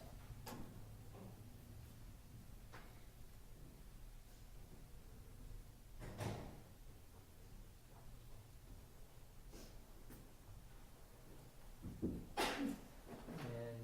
I believe we have a PowerPoint presentation that we're just going to be using to help explain your testimony to the jury. Yes, I'm going to go down here and go into a little bit of professor mode here for a little bit. The pointer doesn't work very well, so it's a little bit easier if I'm down here directly. Can you all hear me okay? Perfect, thank you. All right, so can you start by giving us a little tutorial on neuroscience and what the relationship is between the brain structure, the functioning, and behavior? Yeah, and so in order to understand what we're seeing in the different imaging techniques, I need to give you kind of a little quick tutorial on the brain, how the brain works. And so the brain really is the basis of all complex behavior. It controls how we interact with the world. It controls how we interact with each other. And when we think about the brain, so the brain is composed of different types of cells. The most important one are the neurons. So the neurons are the computational units in the brain. And they basically have three parts to them. They have the cell body, which is the command center. They have the dendrites, which is how signals get into the neuron. And then they have the axon, which is how signals get out to the neuron, go over to the next cell. And so the cells are basically interconnected with a little space here known as the synapse. And your brain has about 80 billion brain cells in it, 80 billion neurons, and about 100 trillion synapses in it. So it's an extraordinarily complex system. And again, it's got the computational units, the cell bodies, and they reside in what's known as the gray matter. And then they have the axons, which interconnect to different cells. That's what's known as the white matter. And so you're going to hear about me talk about gray matter and white matter as we go on. And sir, I apologize, that is my glucose sensor alarm going off, and I thought I turned it off, but I didn't. It's going to beep. Can I go in? No, you're fine. Just let it beep? Yeah. Okay. Or can you turn it off? I can't turn it off. Why don't you go turn it off? Okay, my apologies. I thought I had.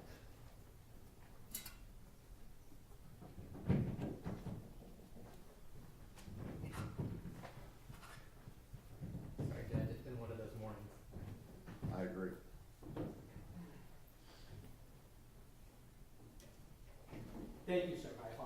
Yes, sir. Mr. Coble, you may continue.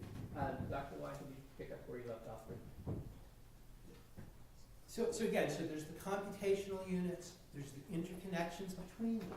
And so if you damage the gray matter, the computational units, or you damage the white matter interconnections, that's going to disrupt function. And so, for example, the brain actually has some degree of specialization. There are certain parts of the brain that are mostly responsible for visual information processing. Other parts of the brain that are involved in auditory processing. And then there are networks in the brain.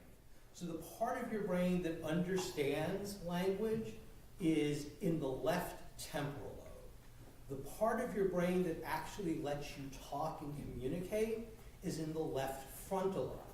And so those are where the computational units are, and then there's axons, white matter pathways, that interconnect those parts of the brain just like the telephone wires. So if you damage either the left temporal lobe, the left frontal lobe, or the interconnections, you get a disruption in language function.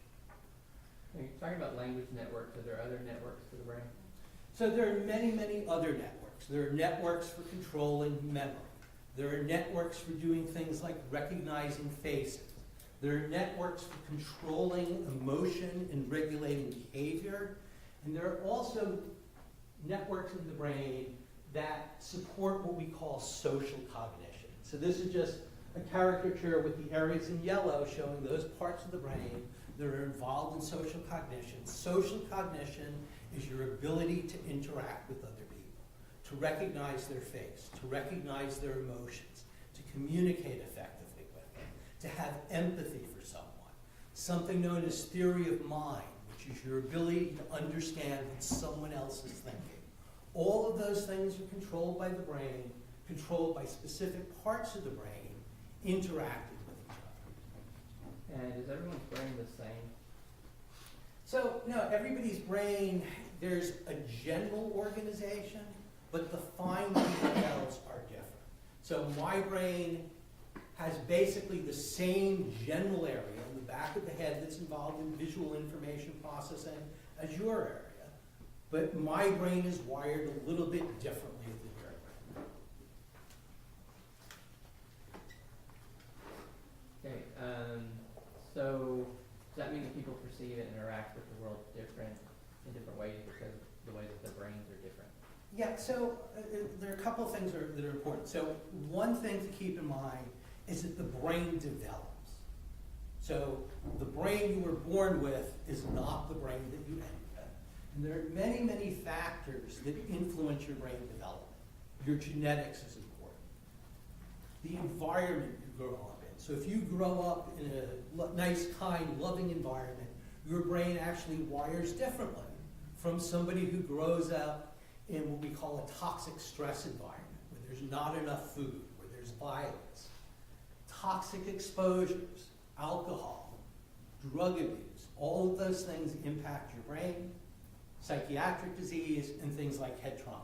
And so as a result, everybody's brain is somewhat different, and this changes how you perceive the world. So I don't know if any of you recognize this, and I don't know how well it's going to show here, but this is the infamous yellow and white dress that was on the internet. I look at that dress, and it is yellow and white to me. Both of my daughters, when they look at that dress, it's blue and black. And I don't know if anybody here is seeing blue and black, but about a third of people see this as blue and black. And my daughter's like, Dad, you're crazy. That is white, that is blue and black. And I'm like, no, it's not, it's white and gold. It has to do with the way that my brain wired itself to perceive color and the location of light sources. Much to my chagrin, the actual fibers in the dress are blue and black. I'm misperceiving it. But the point is that how you perceive the world, how you interact with the world, is a function of how your brain is developed. And if neurotypical people can have such widely different perceptions, imagine what happens when you put brain injury and dysfunction on top of that. So how you perceive the world, how you interact with the world, is a function of how your brain is wired and functioning. Okay, so what factors influence how your brain develops and how it gets wired? So again, there are all of these different factors that influence things. And so anytime we start to look at brain damage, we start to think about brain dysfunction, and we want to try and understand what the potential causes are, we need to look at all of these different factors. Now let's talk about Tanner specifically. Can you tell me about some of the things that you've reviewed in his history and records that have at least the potential to disrupt the brain structure and function from your point of view? So one of the things that I do is I go back and look at medical records, school records, jail records, trying to identify all the things that we know of that potentially cause disruption in brain function. And there are a lot of those, and I try to identify the ones that may be relevant in a particular case, in this case for Tanner. And so based on these reports that I reviewed, there are certain things that are in the literature there. So he potentially had some toxic exposures. There are some records which suggest that there may have been some fetal alcohol exposure. There are records which indicate that there was probable lead exposure. There are records that indicate that he had this toxic stress, that he grew up in an environment that wasn't the ideal environment for raising a child. And you've heard a little bit about that, you're gonna be hearing more about that. He has what we believe are some neurodevelopmental disorders. So you've heard a lot about autism spectrum disorders. And so autism spectrum disorders really are a spectrum. So I do a lot of work with kids with autism. Some of these kids are completely nonverbal, don't make any eye contact. Judge, I'm gonna object to this. This is an extending narrative without any form of question, and it's non-responsive as well to the particular All question. right, sustain, let's keep it question and answer as much as we can. Yes, sir. So as part of your work in identifying neurodevelopmental disorders from a neuroscience perspective, have you worked with patients who've had autism spectrum disorder or ADHD? Yes, so I extensively work with individuals with both autism spectrum disorders and ADHD. And in the records, there's indication that those are present for Mr. Horner. Hang on, And question. is head trauma another area that you would look at for Mr. Horner based on his records? So there's indications that there may have been some head traumas, not well documented in medical records. But again, I consider head trauma as a possibility for something that might disrupt brain structure and function. And as a neuroscientist, how do you go about evaluating brain structure and function? So there are a number of techniques that we use. One of the primary ones is something known as magnetic resonance imaging, MRI. So MRI is a technique for looking predominantly at brain structure. There's a big donut-shaped magnet. So you slide somebody into the magnet, and then you actually pulse at them little radio frequency signals. And the system listens for the radio frequency signals that come back. And those signals that come back are influenced by the tissues in the brain. Now, So- are those images at the bottom, type of images you would get from an MRI? Yeah, so these are not Tanner's images, these are just representative images. But so depending on how you pulse the sequences, you can get different types of images. These are what are known as T1 images. They're very good for showing the anatomy. There's something known as DTI, diffusion tensor imaging, which tells us about the white matter interconnections. And one thing that I want to make sure everybody understands, so this isn't like taking a photograph.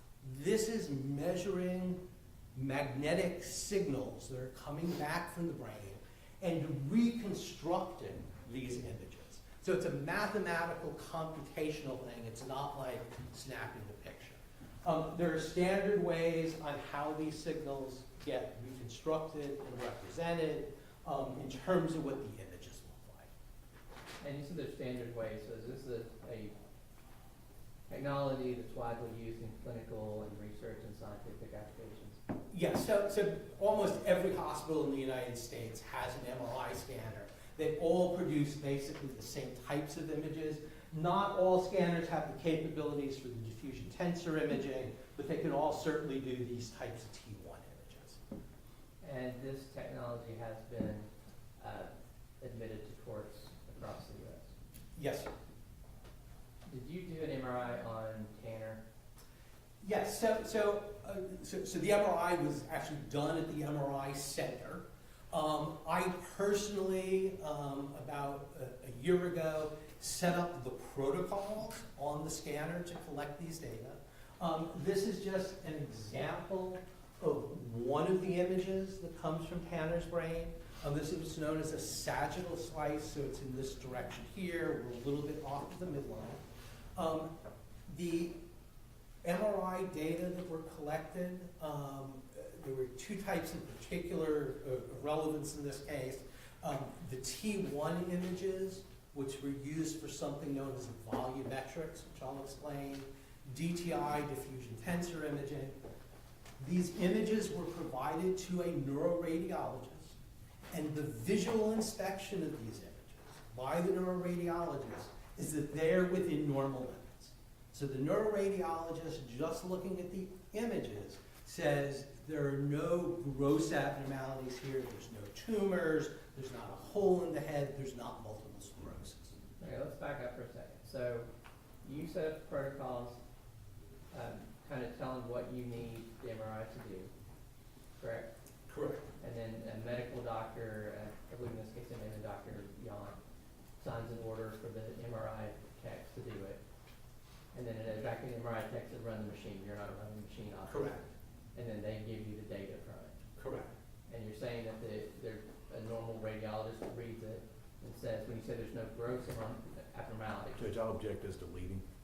Let me hear the question. I'm sorry, I thought he already said that the radiologist said there was no gross abnormality. What did the radiologist find? The radiologist did not indicate any gross structural abnormalities in Tanner's brain. And we're using the term gross like in the term of a large scale. What do we mean there? What you can see on visual inspection. And that's where you said visually you can look at it. He saw no tumors, no holes in the brain, those sort of things. That is correct. Okay. So let's go, and you talked about a couple other ways that you, as a neuroscience, analyze it. You mentioned volumetrics. Tell me what volumetrics are. So one of the challenges with MRI is in children with autism spectrum disorders, even very severe autism, MRI shows things in less than 10%. In mild traumatic brain injury, MRI visually shows less than 10%. What scientists and clinicians have jointly developed over the last 2 decades are what are known as quantitative methods. One of those is a quantitative method known as volumetrics, where we actually measure the size of different brain areas. This is done by a computer. And then the values for the client are compared with average values from a normative database.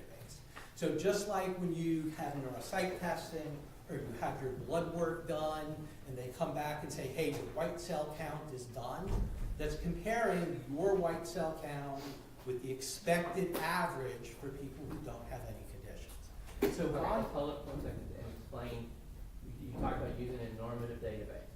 Now, first of all, you said volume, and for a layperson, you're really talking about the size of each part of the brain. that is correct. And then you said a normative database. Explain how you create that, what that is. So again, so normative database is created by MRI images from people without any history of head trauma, neurological disorder, psychiatric disorder, learning disabilities.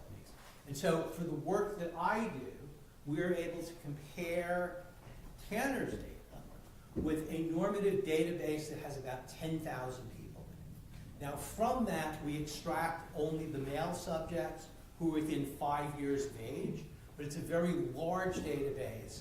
And so we can look at the results and say, hey, this is within normal limits, or this value is too big, or this value is too low. And we can do statistical evaluations. And all of this is done by a computer. So the computer does the identification of the different brain regions. So that's what these colors are. This is just showing the computer calculating these different brain regions. The computer system doesn't know if it's my brain, your brain, Tanner's brain. The only information the computer has, in this case, is at the time we did the scan, I think Tanner was 33 years old, male subject. That's the only information that it has. So it's a very objective, mathematical, statistical way to determine whether or not there are abnormalities. And it's making a comparison between his brain, his values, and neurotypical people within 5 years of age. Is that above or below? Yes. And that are male. Correct. Okay. And so again, so it's a statistical comparison. So this is just showing a subset here. So the open circles are the values for the database, the neurotypical subjects. And so if Tanner's values here are green, right smack in the middle, that's within normal limits. If his value is very large compared to the database, that's outside of limits. If it's very small, and we describe how abnormal things are using a statistical measure, something known as a z-score, which basically tells you how abnormal things are. Okay, and what did Tanner's MRI show? So Tanner's volumetrics show that things are mostly within normal. There's one particular area in the brain, the left orbital frontal area, that is abnormally low. His value is about 20% lower than what you see in neurotypical subjects. That translates into about 50 million fewer neurons. And again, this here, this underlying brain, this is a caricature based on the calculations. I'm the one who put these colors on and chose the color. So Okay. the way you get those colors is the science, and that is standardized. That's how we do it for everybody. Now, so you're saying that it indicated that he likely had a volume loss, and you were using this to show which part of the brain that would be in. And what does that part of the brain normally do? And so the left orbital frontal cortex is one of these key brain regions involved in the emotional regulation of behavior and social cognition. It is often disrupted in autism spectrum disorders. Again, that's based on the scientific literature. It can be disrupted in traumatic brain injury. It can also be disrupted in depression. Okay, and once again, is volumetric something that just you do, or is that a technique that's widely accepted in clinical and forensic and scientific fields? Yeah, so volumetrics is an extremely well-accepted technique. It is supported by over 5,000 publications. It is routinely used in hospitals throughout the United States. In the clinical world, it is used mostly in the evaluation of epilepsy and Alzheimer's disease, but it's seeing increasing usage in traumatic brain injury. And certainly in the forensic world, we see it being used very commonly with respect to psychiatric conditions, things like depression, schizophrenia, and autism spectrum disorder. Okay, let me move on to I think you said you use another technique called diffusion tensor imaging. What is that? So diffusion tensor imaging, it's still an MRI technique. It's just a different way of pulsing those radio frequency fields to emphasize different characteristics.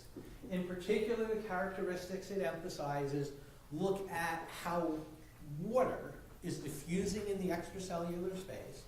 And so remember we talked about axons. So axons travel in bundles. Because they travel in bundles, water within the brain moves along the axons as opposed to across them. And so we can use a measure known as fractional anisotropy, FA, to tell us about the integrity of the axons. And so just like we did with the volumetrics, the computer is going to calculate the FA values, in this case for 33 different fiber tracts, and compare the values for Tanner versus a neurotypical database. Okay, and what is the DTI for Tanner show? So the DTI for Tanner shows that most of his fiber tracts look to be intact. Well, hold on for 1 second here and tell me about the images. These are the computer images, or you've added color to help us understand? So these are the images, so the underlying brain here is just a generic one. The color codes here are showing the tractography. So this is the computer's reconstruction of the fiber tracts in Tanner's brain. The color assignment, again, is very, very standard, not something I do, comes out of the computer algorithm. The different colors are telling you about the direction that the fibers are moving in, whether they're going front to back, up, down, or across. And then again, the computer extracts these FA values, compares it to the normative database, tells us whether they're normal, whether they're high, whether they're low. These blue boxes indicate that those fiber tracts had FA values that were abnormally low, in the lowest 5th percentile. Okay, explain, I guess let's start with what track we're talking about and what they control, those values you found. Yeah. So in particular, Mr. Horner has low FA values for what are known as the right and left fornix. This is a fiber tract that's very important in short-term memory. And the low FA values indicate that there's a disruption in the structure of the fornix. And did you tell us what the fornix, what did you say? So the fornix is predominantly involved in short-term memory. Okay. Now, is DTI, is that a technique that only you were using, or is that also common in clinical and research and scientific settings? Again, this is also a common technique. Diffusion tensor imaging is supported by several thousand publications. Tractography is routinely used by hospitals in planning surgery for people with brain tumors and epilepsy. These types of quantitative analyses aren't too often used in the hospital because they don't change medical care, but they're routinely used in forensic and research settings to understand whether or not there is evidence of white matter disruption in conditions like autism, like traumatic brain injury, like substance abuse. Now, I think as you explained that the volumetrics and the DTI are looking at brain structure. Did you also look at brain functioning, and how would you do that? Yeah, so looking at structure is one thing, but it's only part of the story. So if you take a group of people with autism spectrum disorders, often, certainly clinically, the MRIs look normal. Even the volumetrics are normal in many of those individuals. You need to actually look at the function of the brain to understand more of what's going on. One of those technologies is something known as electroencephalography. So your brain cells work using electrical currents. So when your brain cells are active, they generate electrical potentials up on the scalp surface, and we can measure those using a special cat. I actually came to Fort Worth. I personally did the EEG exam on Tanner. What comes out from the EEG is a bunch of squiggly lines. These lines are showing how the electrical potential is changing in time at each location. We record from 19 different places over there.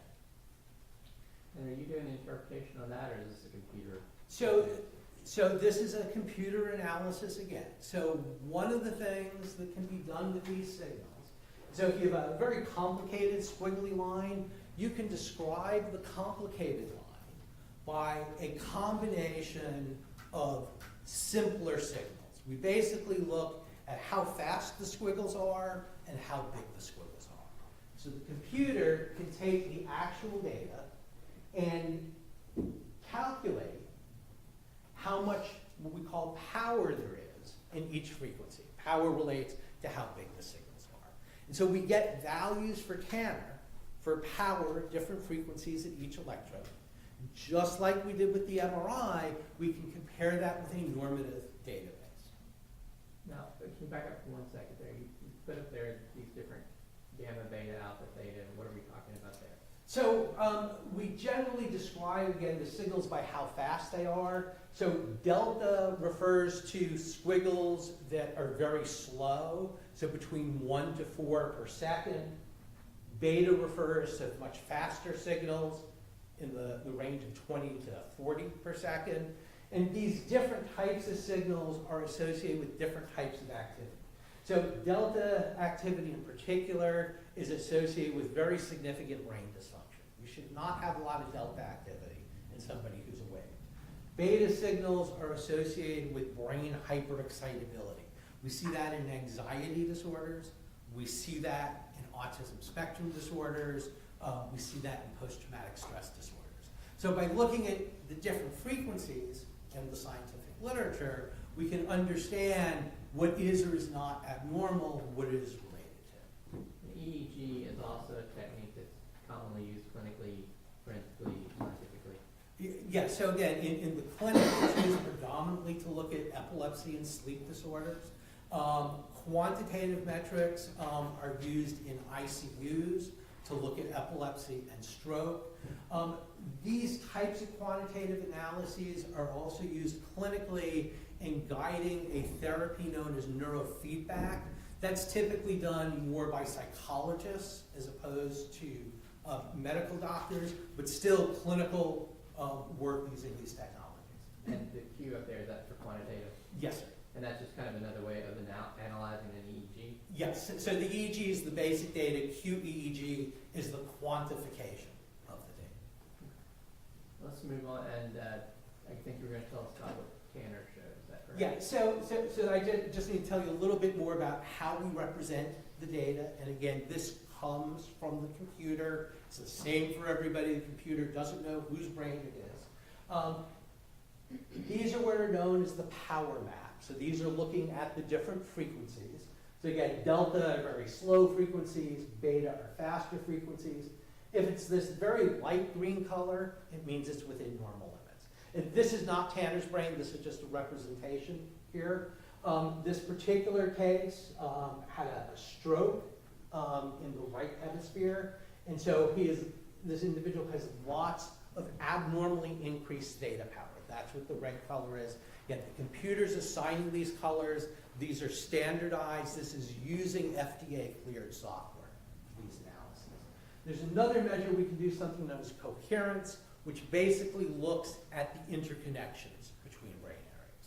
And so we do those types of analyses. And so let me just, I'm going to show you Tanner's data in a second here. Let me just show you a typical control subject. So even a control subject, because you're making lots and lots of measurements, may have a couple of scattered abnormalities. Okay? That's common. It's known as the problem of multiple comparisons. You can get some false positive things. We have statistical methods for dealing with that. So here's just an example of a control subject. Here's what we actually find for Tanner. So Tanner has very significant increased theta activity all the way through delta and high beta activity over the left hemisphere of his brain. He's got some minor disruptions in coherence. They're actually not that bad. But his baseline brain rhythms are not neurotypical. They show significant abnormalities.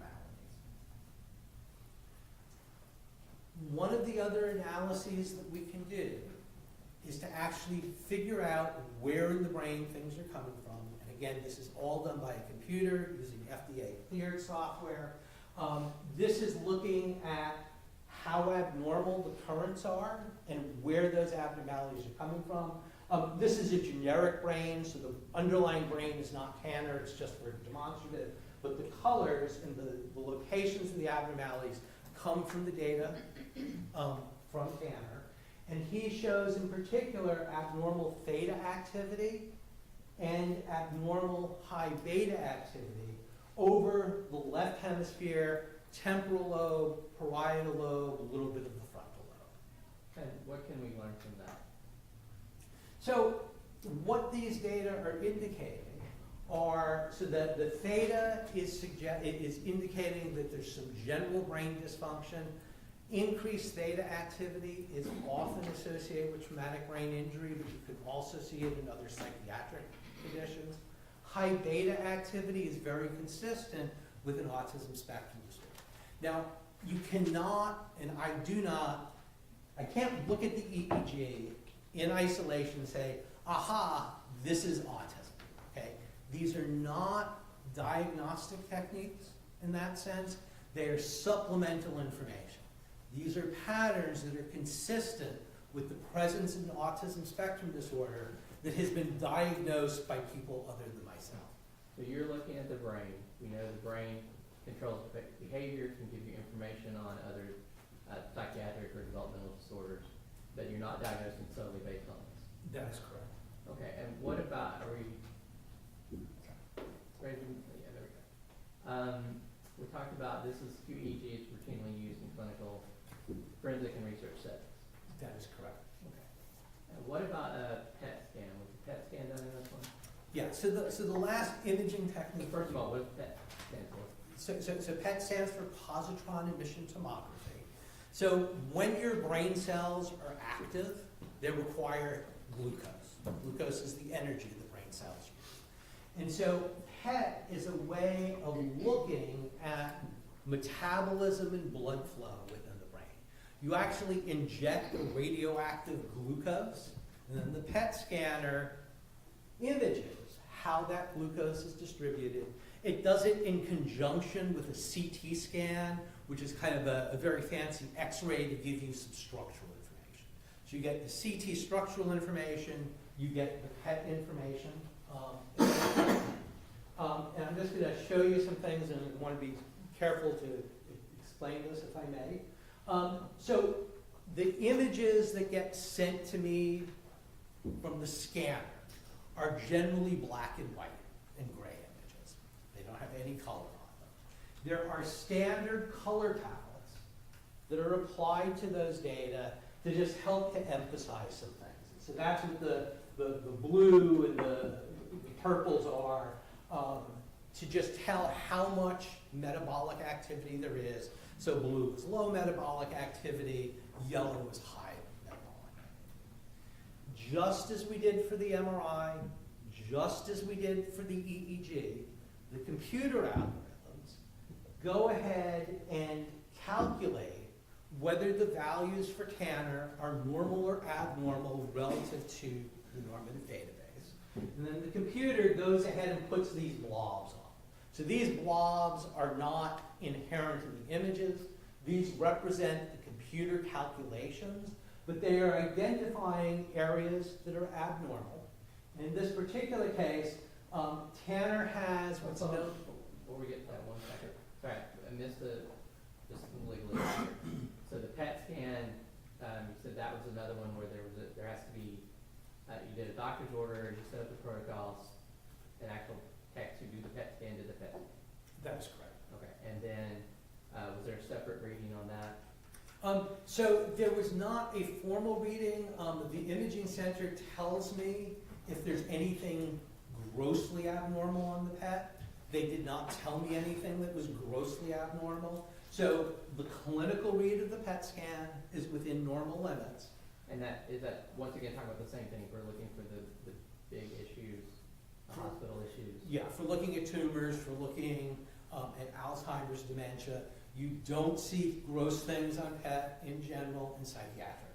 And then you get the data, the computer does its magic science here, and now that's what we're going to talk about. Yeah, and so the data actually come to me. I actually send it to a company that does these analyses, so it's like a blood test. It gets sent off to a lab, the lab sends you back the results, and then I interpret those results from a neuroscientific perspective. Okay, so now can you go ahead and proceed with the interpretation? Sorry. So he has a number of areas which are known as showing hypometabolism. So these are areas of abnormally low activity. And again, the computer is putting on the color codes here These are standardized codes. This is how they're always used. I don't choose the colors. This is all part of the software. Tanner shows hypometabolism in several areas of the brain, including the orbital frontal cortex, right and left, including parts of the right temporal lobe. He also shows abnormally high metabolism, overactivity. And overactivity is just as bad as underactivity. He shows that in particular in the back of the brain, in a part of the brain known as the cuneus. And then, so one of the things that I have done is taken that information and just for ease of display, color-coded onto a demonstrative map. So blue is showing areas that are hypometabolic, red is showing areas that are overactive. Now, you mentioned the cuneus there, you had mentioned that before. What is that area of the brain? So the cuneus is actually predominantly involved in visual information processing, but it's also involved in social cognition.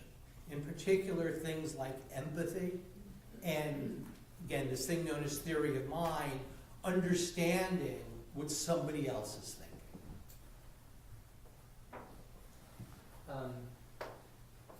Now, we previously admitted the 3 reports on these 3 techniques you talked about. How would you put them all together? What's that indicate to you? So when you put everything together, you basically get this. So the left orbital frontal area is actually abnormal on both the MRI and the PET scan. He's got a number of abnormalities on the PET, so right temporal lobe, bilateral orbital frontal areas, the cuneus is overactive, and he's got this general dysfunction in the left hemisphere gleaned mostly from the EEG. And because each of these techniques is looking at different things, it's not uncommon that there's only partial overlap between what you have. But across these techniques, he has evidence of either structural and or functional disruption in many, many areas of the brain.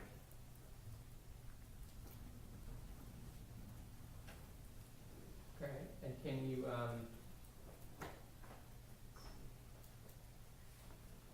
and what do these parts of the brain do, and what does all that mean?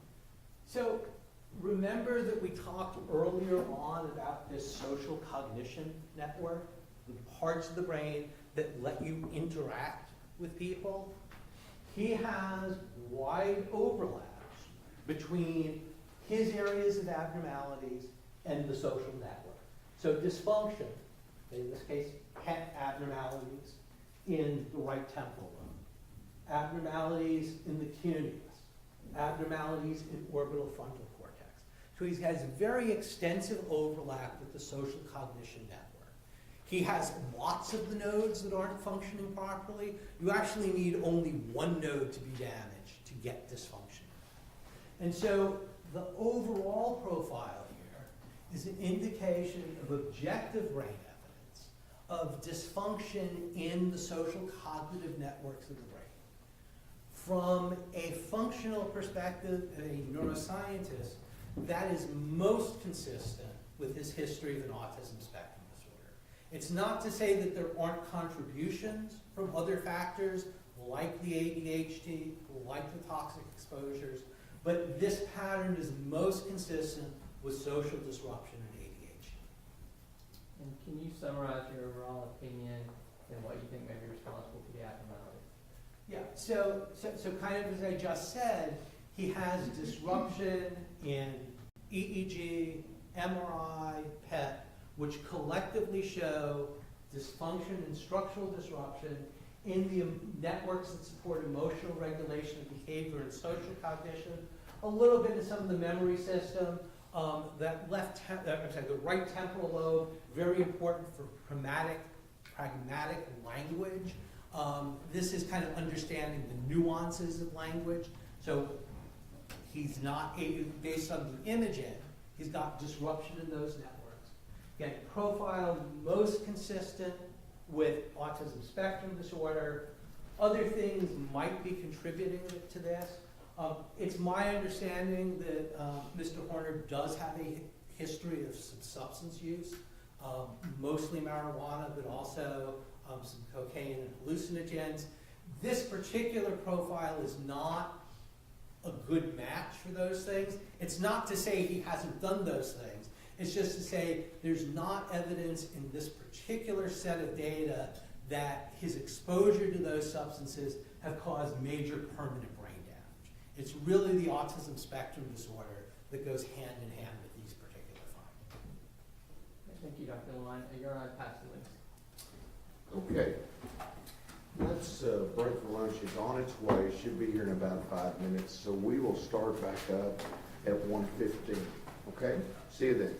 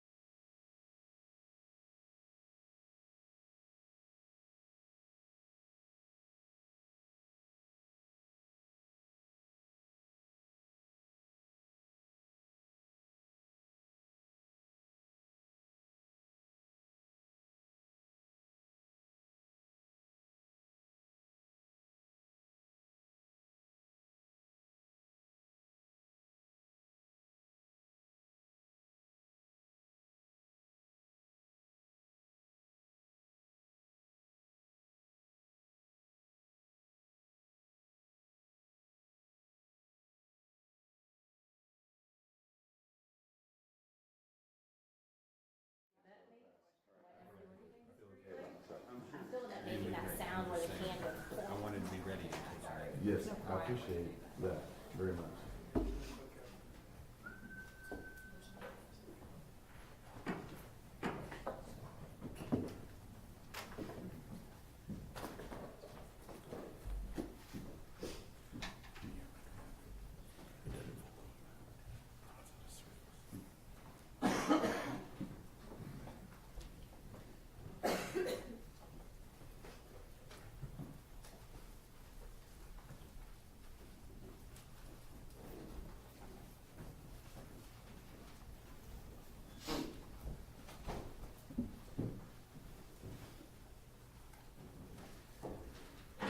All right, everyone may be seated. We are ready to carry on cross-examination. Mr. Staton. Thank you, Your Honor.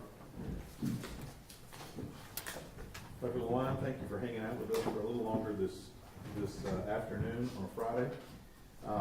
I've got a few questions for you here. How many times have you testified on behalf of capital murder defendants in Texas? In Texas specifically, I want to say 7 or 8 times. Okay. And how many total? Probably about 15 total. And in fact, if I remember correctly, you were in Eastland in January doing the same thing. Yes, sir. Is that right? Yes, sir. Testifying as to the brain abnormalities as of that event, correct? That is correct, sir. And I noticed, this, I think you called it your professor. Is that what you called it? Professor Bode, yes. All right. How many times do you think you've given that spiel being the professor? I think I've only done it like that 2 or 3 times. I typically do a PowerPoint though. Okay. Well, you had both today. You had you and the PowerPoint. Yes. Now, in this particular case, who hired you in this case? I was hired by the defense attorney group. Okay. And who's that? So Susan Anderson in particular. And how many times do you think you've worked for them in the past? Action relevant, Sean. Over. Go ahead, sir. I think 4 times. I'm not absolutely certain on the number. 4 times, including the one in Eastland, or just 4 times, including today? 4 times including today. So I don't believe that Ms. Anderson was involved in the Eastland case. Her organization was involved in that case. Objection, Your Honor, approach.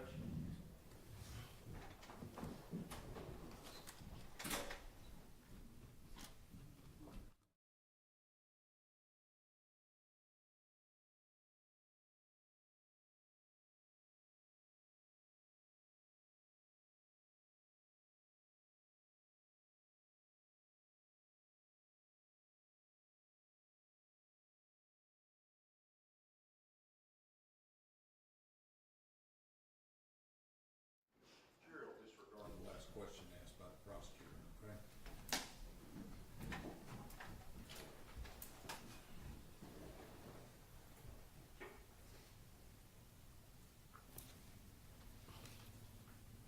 Now, in this particular case, you had some scans ordered to be done on Mr. Horner, is that right? Yes, sir. Okay, and those were ordered by who? So I believe that they were ordered by Dr. Yount. I think the pet may have also had an order from a Dr. Rouse. Okay. Rouse, R-O-U-S-E.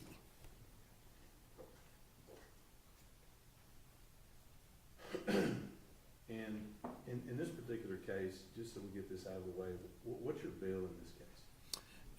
So my total bill for everything has been about $40,000. That includes the costs for the actual scans.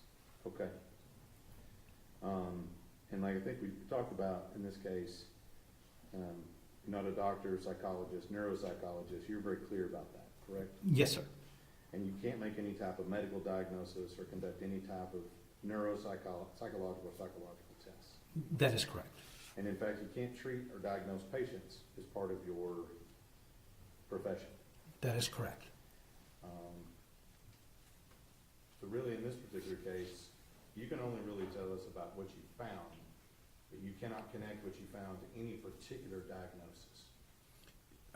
Again, I can talk about it in the general sense, as I did, that there are certain brain imaging findings that are consistent with diagnoses. You can't make the diagnosis from the imaging findings alone. And by looking at something that you see, I'm just gonna make sure I'm clarifying this here. You can't say that any particular defendant, including the defendant in this case, has any particular diagnosis, just by looking at this. That is correct. So I can't say that he has abnormal brain structure and function, but I cannot do a diagnosis. All right. Now, the 3 reports that you did in this case, you said EEG, and I'm trying to do them in the same order, MRI and a PET scan, right? That is correct. And with regard to the EEG and the PET scan, the MRI and the PET scan, both the doctors who read those indicated that the defendant's brain in this case was functioning within normal limits. So the clinical interpretation of those scans is that there are no abnormalities there are no gross abnormalities on the MRI. There are no gross metabolic abnormalities on the PET scan. That is correct. Right. And in fact, if now you don't have any report from the PET scan, right? I do not. It is possible that the facility did one, but I do not have that. You got a report from the one on the MRI, correct? Yes, sir. And this was done by Dr., how do you say his last name? Dwayne Buono. Buono, B-U-O-N-O? Yes, sir. And he's in Florida, right? Yes, sir. And I think you said he's a board-certified radiologist? I believe he's a board-certified neuroradiologist. Neuroradiologist? Yeah, I think so. I know he's a board-certified radiologist. I know he did a fellowship in neuroradiology. I'm not sure about the details of the certification there. All right. And as a result of that, he says things in his report, just going to make sure I get this right, that things are unremarkable, normal, so on and so forth. Is that right? Yes, and that's very, very common in psychiatric conditions. But that's what our medical doctor here says. Yes. Okay. And in fact, I think that with regard to the MRI and the PET scan, you indicated that most of the things on there were normal and intact. Is that what you said? Yes, most of the areas we look at are normal and intact. There were several that were abnormal, particularly on the PET. And I think that we saw, and I'm not going to try to get into the beta, gamma, theta wave thing with you. You said there were some things that looked like they had fast squiggles and slow squiggles. So those are the definitions of the beta and the delta waves, Okay. yes. But I think you also said that at some point that with regard to the test, you get false positives on that test at some point, correct? So on any test, you can get false positives. There's a statistical technique known as a Benjamin-Hochberg correction for multiple comparisons that I also applied to the data. That isolates the ones that are more likely to be true positive versus false positive findings. And you indicated that the defendant, I'm not trying to butcher your terminology here, but he had low FA values and that affected short-term memory. So he has low FA values in the fornix. Okay. The fornix typically supports short-term memory. I can't look at the imaging and say there's fornix abnormalities, therefore he must have memory deficits. Again, these are neurobiological correlates of these things. It would be up to somebody doing cognitive testing to say that he actually has those deficits. Right.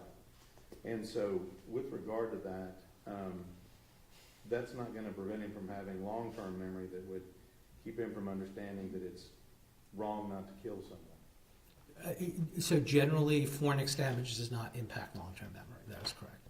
And it's not wrong to kidnap someone. Again, fornix damage would not have him forget that information. Now,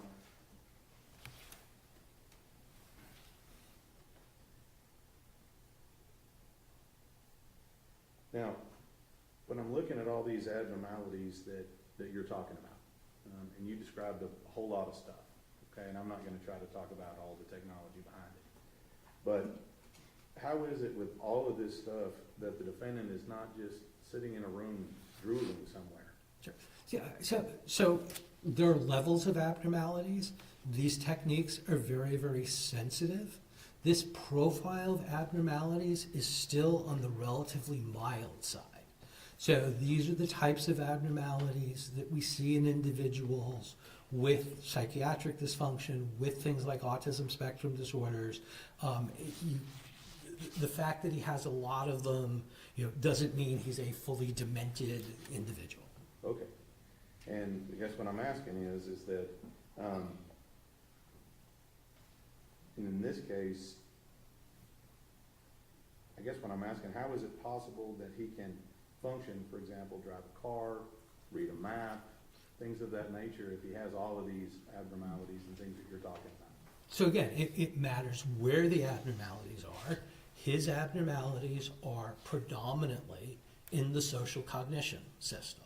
So he has orbital frontal cortex compromise, but he doesn't have compromise of dorsolateral prefrontal cortex. He doesn't have compromise in the brain areas that support the types of skills that you just mentioned. So, but with regard to what you're talking about today,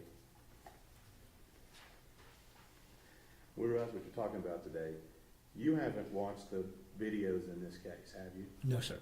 You didn't watch any of the evidence as far as what happened in this case? No, sir.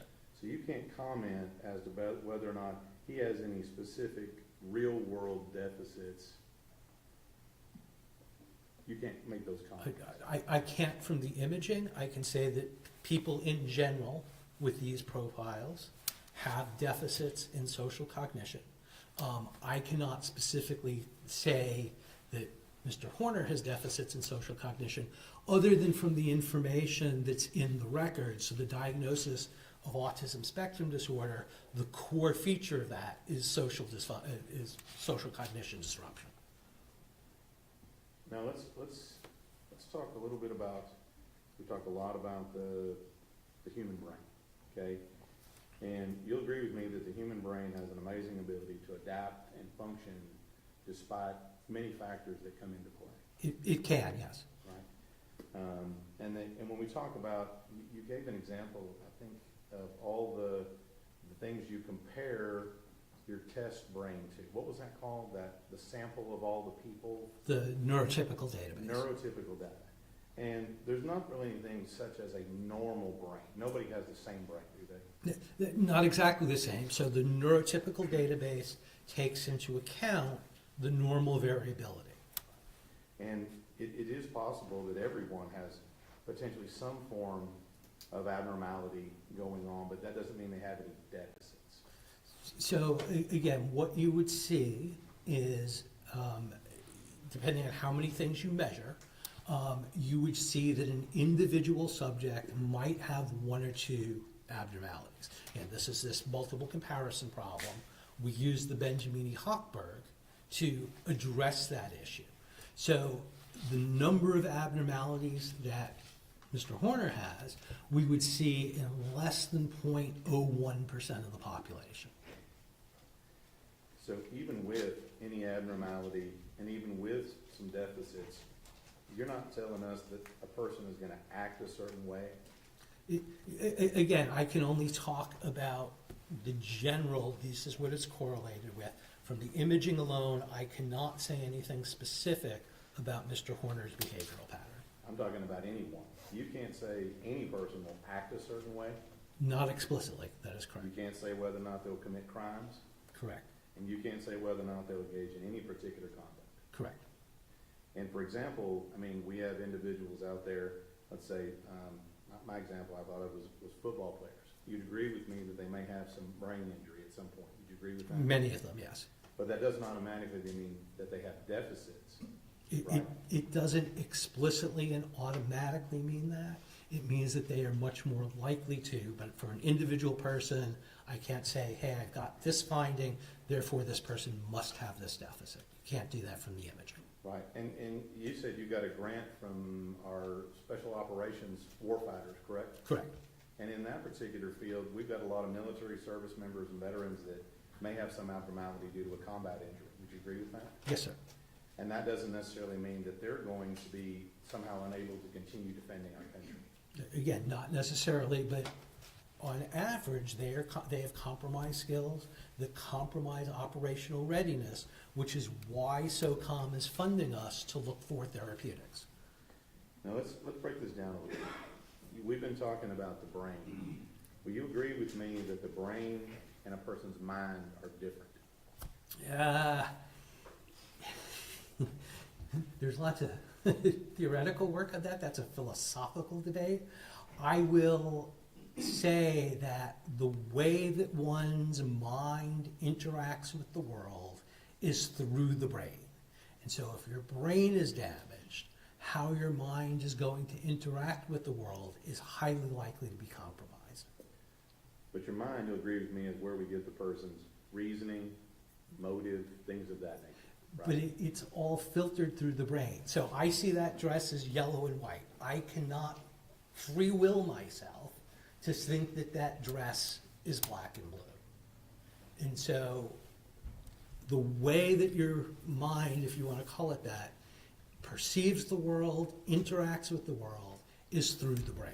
So if your brain is damaged, the information going into your mind, the information coming out of your mind is going to be compromised. And so when you're talking about that, use the term free will. Your testing's not going to be able to determine free will in an individual, does it? No, absolutely not. And then neuroscience really doesn't have anything to do with person's free will, does it? Again, there's lots of neuroscience written about free will and mental status. But your neuroscience, you're not able to distinguish between those who cannot control their impulses and the people who choose not to control their impulses. I cannot clearly distinguish between that. That is correct. How many brains do you think you've scanned? Across conditions, I've probably been involved in the evaluation of about 7,000 brains. And the stuff you're looking at, what we're talking about today, Mr. Horner's brain, right? This is not the first time you've seen stuff like that before. It's not. This is one of the rarer occasions where there are so many nodes, specifically within the social cognition network. But I've seen other abnormalities, again, more commonly related to things like TBI as opposed to autism spectrum disorder. And you were in here and you heard the last witness in here, did you not? The nice speech therapy lady? Yes, sir. And you heard from her that she say that autism did not cause this crime. You can't disagree with that. I do not disagree with that. That's what it is. Redirect.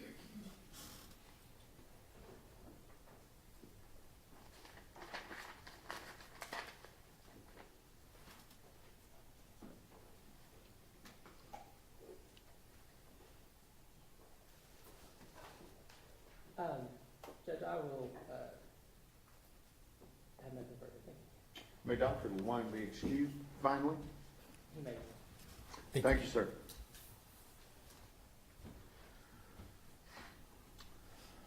Our next witness will be testifying remotely, so I need a few minutes to set up everything, okay?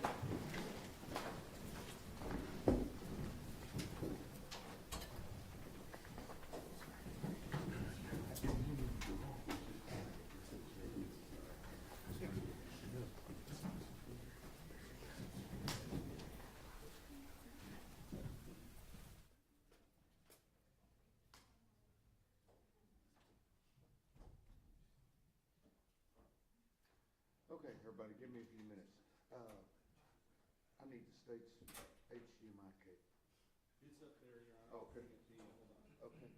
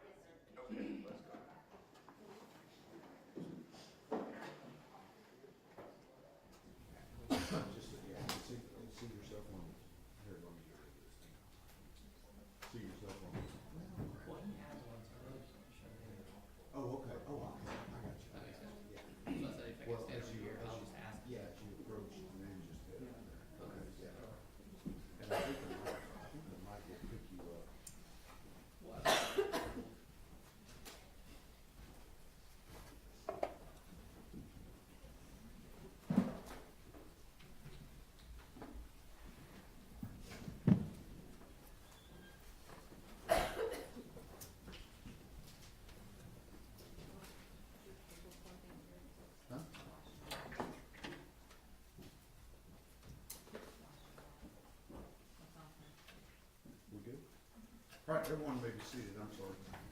Ladies and gentlemen, this witness has been previously sworn to testify truthfully. Mr. Goble. Thank you, Your Honor. Dr. Bigler, could you state your name for the record, please? Yes, my name is Aaron, E-R-I-N, David Bigler, B as in boy, I-G-L-E-R. And you don't have to go into detail, so the court's given you permission to testify remotely for some health issues, right?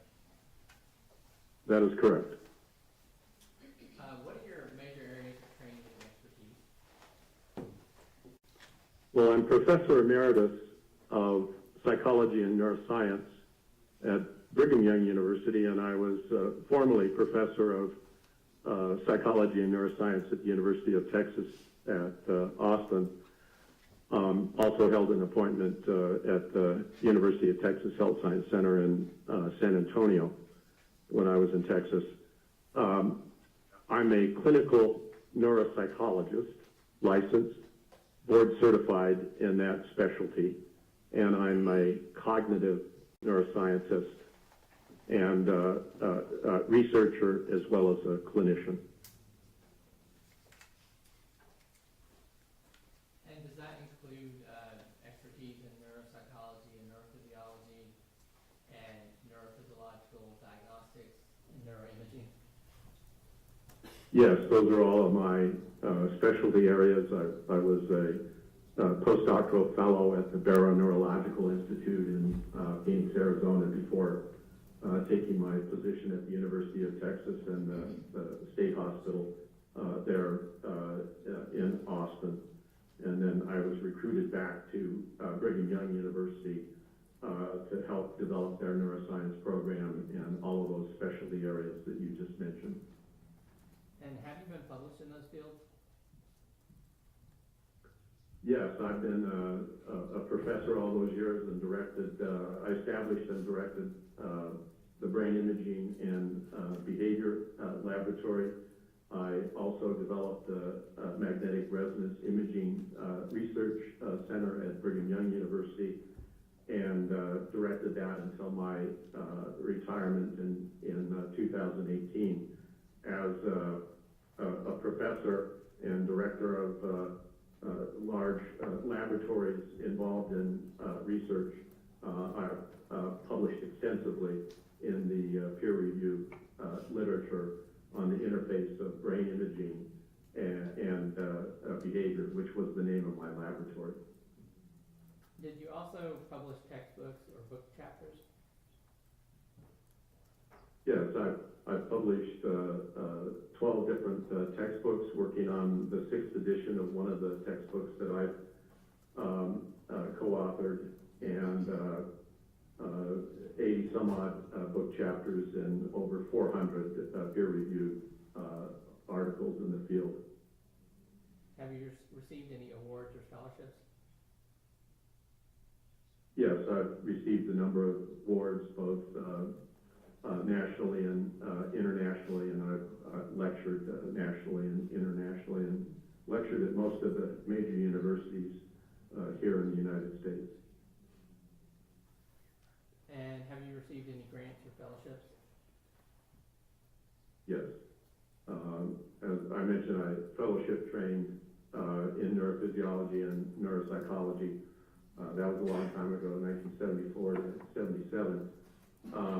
And I've been a co-investigator on numerous grants over the years. They're detailed in my vita. And did you examine Tanner Horn? I did not. So were you asked to give any specific opinions or diagnoses of Tanner? I was not. Were you asked to testify regarding brain anatomy and brain functioning in neuropsychiatric disorders generally? Yes, that was what I was asked to do to assist his counsel in understanding brain anatomy and brain function and contemporary methods for evaluating structure and function of the human brain.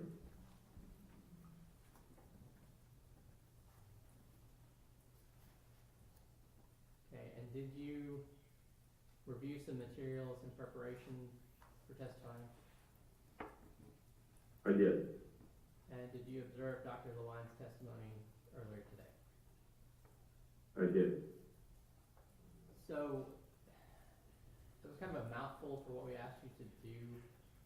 We brought up to the jury in our opening about how important the brain is. Did we ask you really to educate on how the brain and behavior interrelate? Yes. In fact, the motto of my research lab was every behavior has an anatomy. The behavior emerges first in the brain and then outwardly in behavior. Now, I have a model brain here, so you can direct me if you want to use that to explain anything. But can you please start by describing brain anatomy and brain function for the jury? Yeah, so I believe that the model that you have is, I have an older version of the model that you have, and I'm holding that up here. We saw some diagrams in Dr. Lewine's presentation. This is a model. So it typically starts with the 4 lobes. So this is the frontal lobe, this is the parietal lobe, this is the occipital lobe, and I'm holding the brain here by the temporal lobe, and down here is the cerebellum, and this is the brainstem. And then if we turn it, this is called medial, if we turn it medially here, now we're looking at the inner part of the left hemisphere. And there's a couple of important areas here that were talked about. This area here is that orbital frontal area that Dr. Lewine was talking about. And then this area right here that looks like a curve here, or a bridge. In fact, that's actually the Latin part of it. It's the fornix. This is the fornix. And the back of the fornix comes out of the temporal lobe, and then it dives into a structure here called the thalamus, and then there's projection that comes up into the cortex, but in particular to this area right here, which is called the cingulate gyrus here. So that's a brief overview of some of the main areas of the brain, and I'm happy to discuss their function in more detail if need be. Yeah, can you talk briefly? I think Dr. Lewine mentioned, but didn't go into much detail about how different parts of the brain, he gave a few examples, different parts of the brain control different functions, and he mentioned sort of networks. Can you talk some about what neural networks are? Yes, neural networks are very important because the brain functions always as a unit. Dr. Lewine mentioned that the brain processes 100 trillion signals every moment of our existence. It's incredibly complex. There's nothing more complex than the human brain. And so you have these major hubs in the brain, and then you have these nodes that connect to the hubs. Dr. Lewine used those particular terms. He also showed telephone poles or power lines. Now, of course, we have telephones, so it's a little bit of an older analogy, but the connector part of the telephone analogy, that is that axon, and he showed a diagram of that axon. In the classroom, I would demonstrate it like this. So I'd hold my arm up. This is the cell body. This is where, of the neuron, this is where all the metabolic machinery is taking place. These are the dendrites. They're communicating with other axons. This is where the synapse occurs,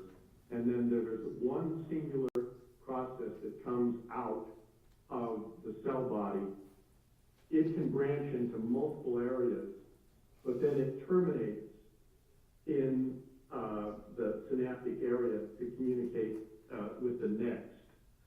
And so you have major hubs and you have minor hubs, and they form these networks because they connect to all of these different nodes.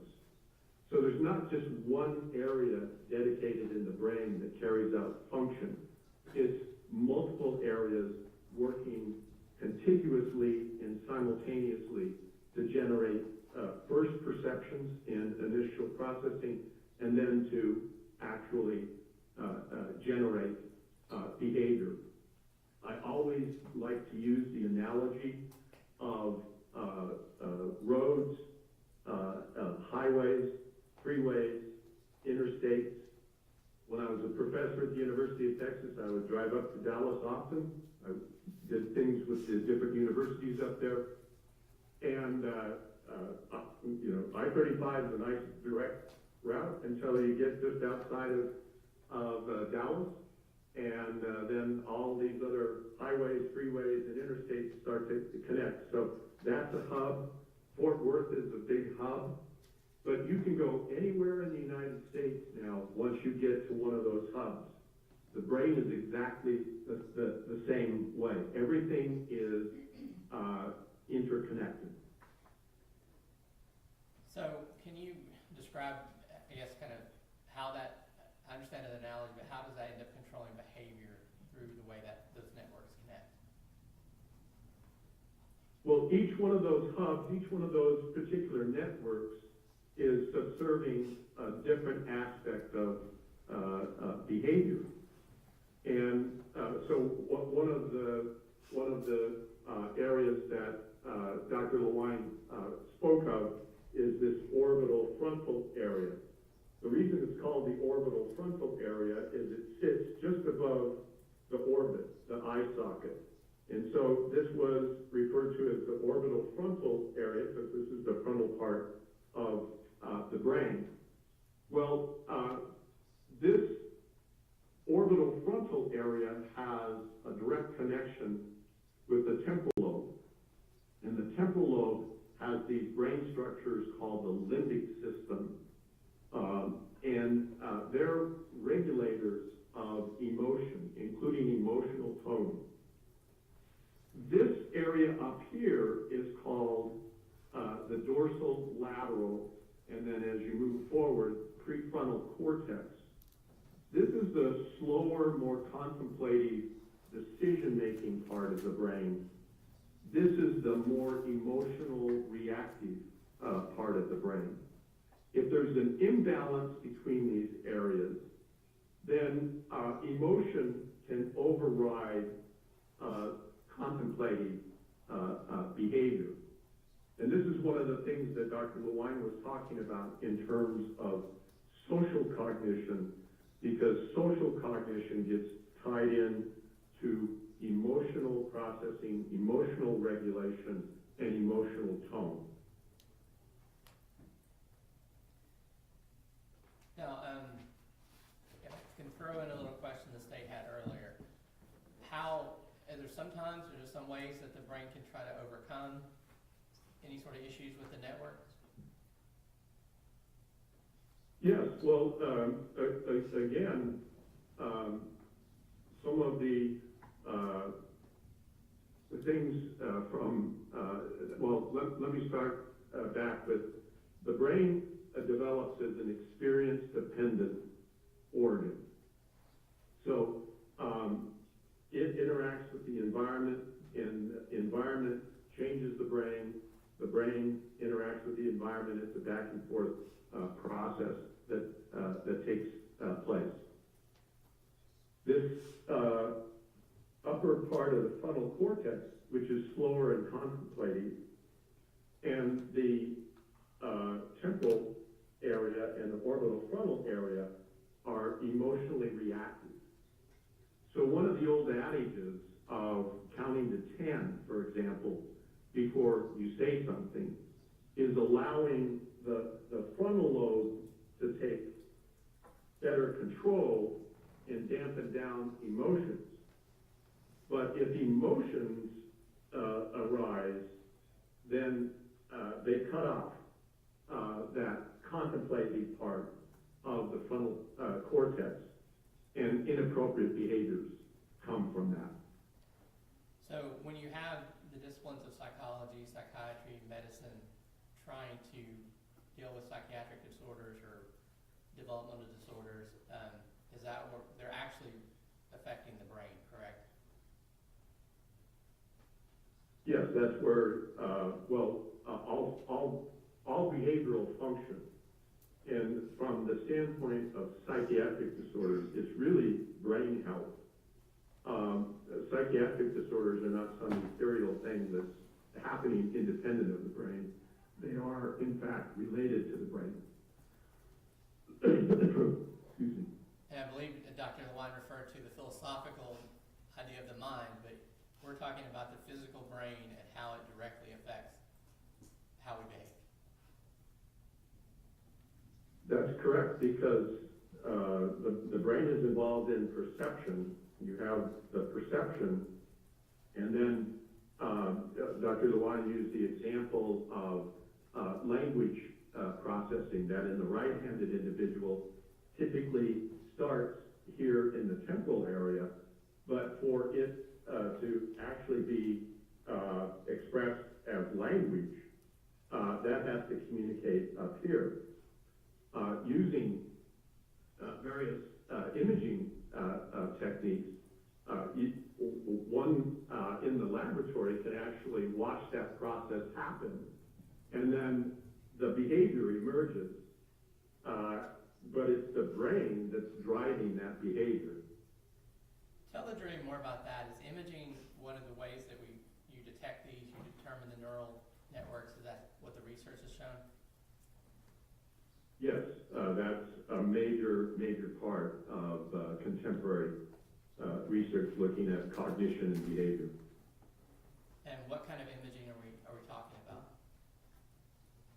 All of the imaging that was discussed today, electroencephalography, magnetic resonance imaging, positron emission tomography. So those are commonly used in scientific and forensic setting and clinical settings. That's all correct.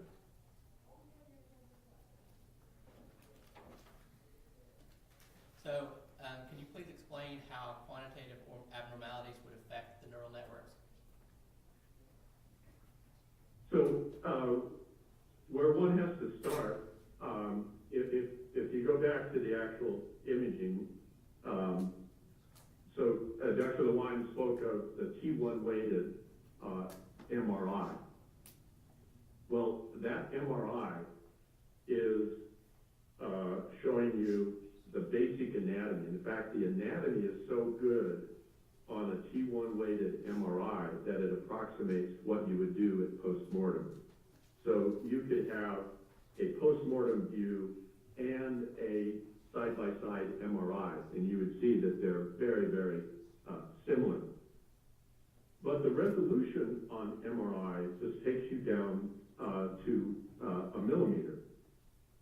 Well, in a single cubic millimeter of cortical brain tissue, you have somewhere around 100,000 neurons, and you have somewhere around 5 million synapses just in that little 1 millimeter area.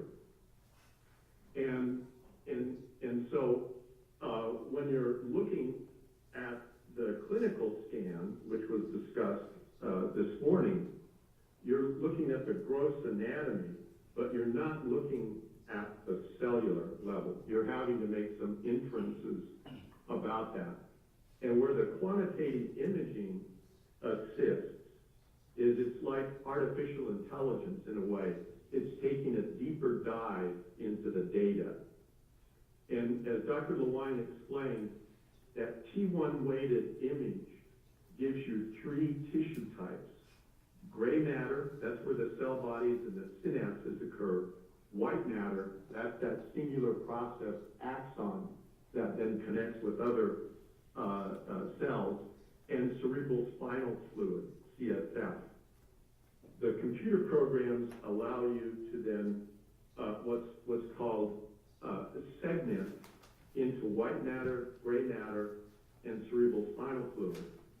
And then through a variety of very eloquent algorithms, it allows you to then classify those areas. You saw the images that had the colors. Those are classified images that are identifying specific areas of the brain. And now, because this was what's called a volume acquisition MRI, you know the parameters, and you can define these areas, we call them regions of interest. You can define those areas, and then you can quantify their volume. You can actually do even more. You can measure their shape, their contour, the surface area. So there's a number of metrics. The only ones that were applied here were volumetric analyses. But it's giving you a window into a more detailed aspect of brain structure when you're looking at the MRI. And the PET imaging is telling you something more about metabolic function, and the EEG is telling you something more about the physiologic function of the brain. This is what's called multimodality imaging, where you take this imaging and you integrate it to best understand what the imaging data is telling you about that individual. Okay, and just to clarify real quick, when you're talking about the MRI was equivalent to a postmortem, basically saying if you took a brain out and looked at it and looked at the MRI, those are going to be match up, right? That's correct. And you're talking about the PET scan being metabolic. Can you tell me what that means? Well, as Dr. Lewine testified, there's a radio tracer that is labeled to glucose. The neuron, and like Dr. Lewine indicated, there's close to 100 billion neurons. And there's another set of cells called glial cells that are just as frequent, sometimes more. So you have in excess of 200 billion cells. They have no capacity to store oxygen or glucose. They always have to have oxygen and glucose. And so if you have a radio tracer that labels the glucose, then you can monitor the uptake. And then as Dr. Lewine was showing, you're from a quantitative PET analysis standpoint, you're looking at either increased or decreased activity from whatever the basic baseline would be in comparison to that neurotypical normative sample. That was the other thing I was asking. At a more basic level, your brain has to have glucose to function, correct? Oh, yes. And that's one of the reasons why testing where that's going and how it's moving is important. It's measuring the uptake of that radioactive particle as it's being metabolized. Can you explain to the jury how neural network pathology relates to psychiatric disorders? Well, one of the very interesting aspects of psychiatric disorders is it almost doesn't matter which psychiatric disorder one is looking at. Some of the key areas of the brain that are typically going to be involved, and that's true of all of the psychiatric disorders that have been discussed concerning Mr. Horner.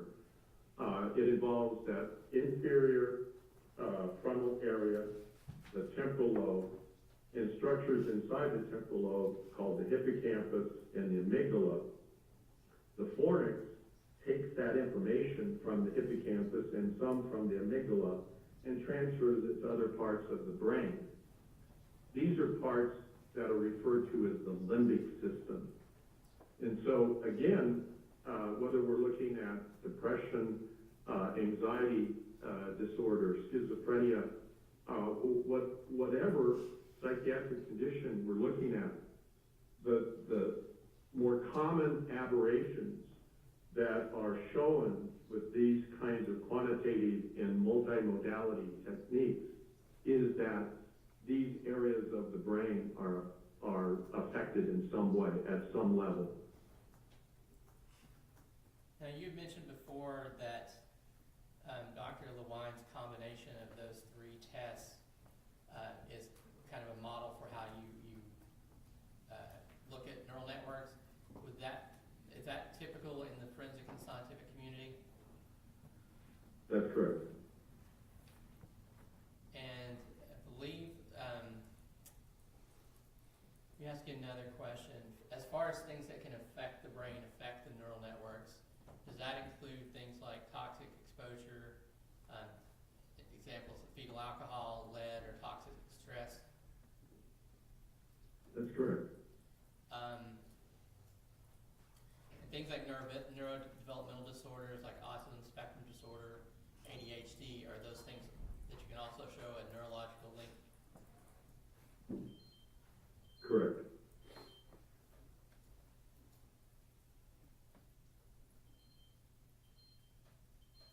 We haven't talked much about psychiatric disorders, but are things like, I guess, Lewine may refer to mood disorders, things like that. Those are also things that actually are grounded in your brain and your neural network. Is that correct? Yes, I mean, within those systems that I was talking about, there's a valence, a balance. And if there's underlying neurologic dysfunction, that balance can go off keel. And one can be overly emotional or emotionally reactive, or display deficits in judgment or conforming behavior to societal standards. All of those things can happen. One more thing to clarify, I didn't remember the term, I think it was multimodality. Can you just break that down for me real quick? Well, yes. So MRI is considered to be structural when you're using that T1 and some of the other imaging sequences. But one of the other things that Dr. Lewine did is the diffusion tensor imaging, which allows you to look at pathways. And you can actually apply what are called diffusion metrics to assess the integrity of those pathways. So that's telling you structure. The PET scan is telling you about metabolic activity, and the EEG is telling you about the physiology of the brain, how the brain is reacting and connecting. And one of the things he talked about, Dr. Lewine talked about, is coherence. So areas that are showing connectivity will have somewhat similar coherence. So it allows you to look at how the network is connecting. And then as you go across these different modalities of imaging, you can make more inferences about how the brain is functioning and how that structural aspect of the brain relates to function.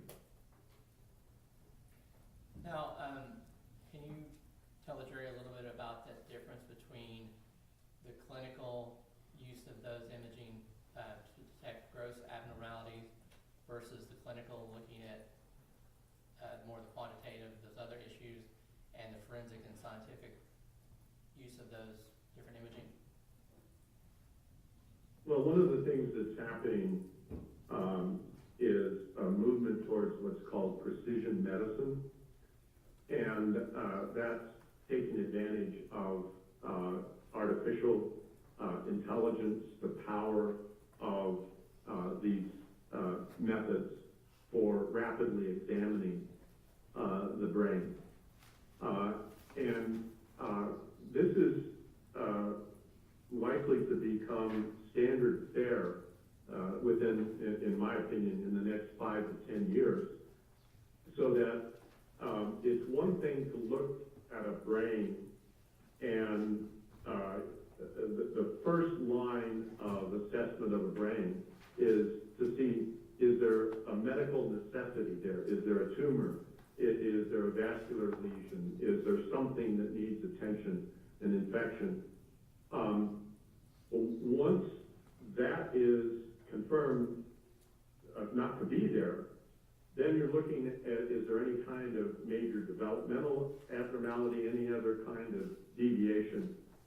And when those things are not present, there's a tremendous amount of information that is in that scan, but it's not looked at. But it can be now with the technologies that we have. And so what's happening in cognitive neuroscience, in clinical neuropsychology, is that it's moving in that direction. So for example, Dr. Lewine mentioned Alzheimer's disease. This is one of the areas where it's really happening quite quickly. So as a neuropsychologist, I can administer tests that can measure memory, but I'm not necessarily looking specifically at the memory network. But with imaging, using especially diffusion tensor imaging, structural quantitative imaging, I can look at the different components of that. And so if I'm working up an Alzheimer's patient, then I want to know that, I don't want to know just that the brain kind of looks normal. I want to know what's the size of the hippocampus, what's the connection of the hippocampus with the rest of the brain, and all of those things. So that's happening right now. It will move into the clinical world, in my opinion, in the next 5 to 10 years. Right now, it's primarily a research tool. So that's when we're talking about the computer analysis. Is that becoming more available? Is that what you're saying? Oh, yes. Yeah, I mean, the supercomputers are, so one of the, when I lecture on this, one of the slides I have is that every quantitative aspect of imaging analysis had to be done by hand, tracing the structures. When I started this when I was at the University of Texas. Now, we can do all of these major quantitative analyses in a matter of a few minutes. It would take days to do that on an individual patient or client in the past, and now it can be done in a few minutes. And with supercomputers, it can be even done faster. So the analysis itself is not new. That's something that's backed by research and studies. Yes, we first published on quantitative image analysis back in the 1980s.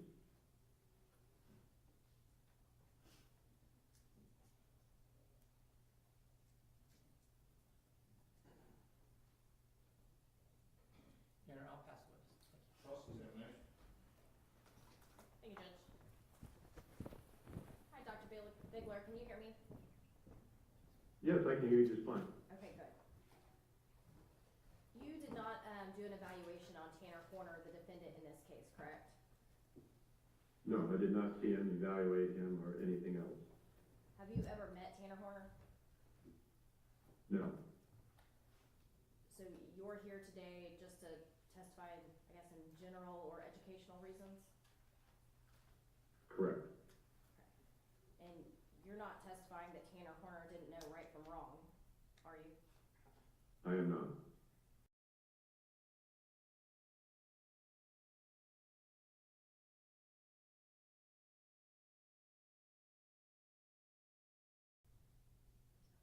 Doctor? No, we heard you. Did you hear the question? Oh, right from wrong? No, I'm sorry. The question was, you're not saying that autism was the cause of the crime in this case. No. And we asked this question to all of our experts, but were you paid for your testimony today? I was. And what is your total bill in this case?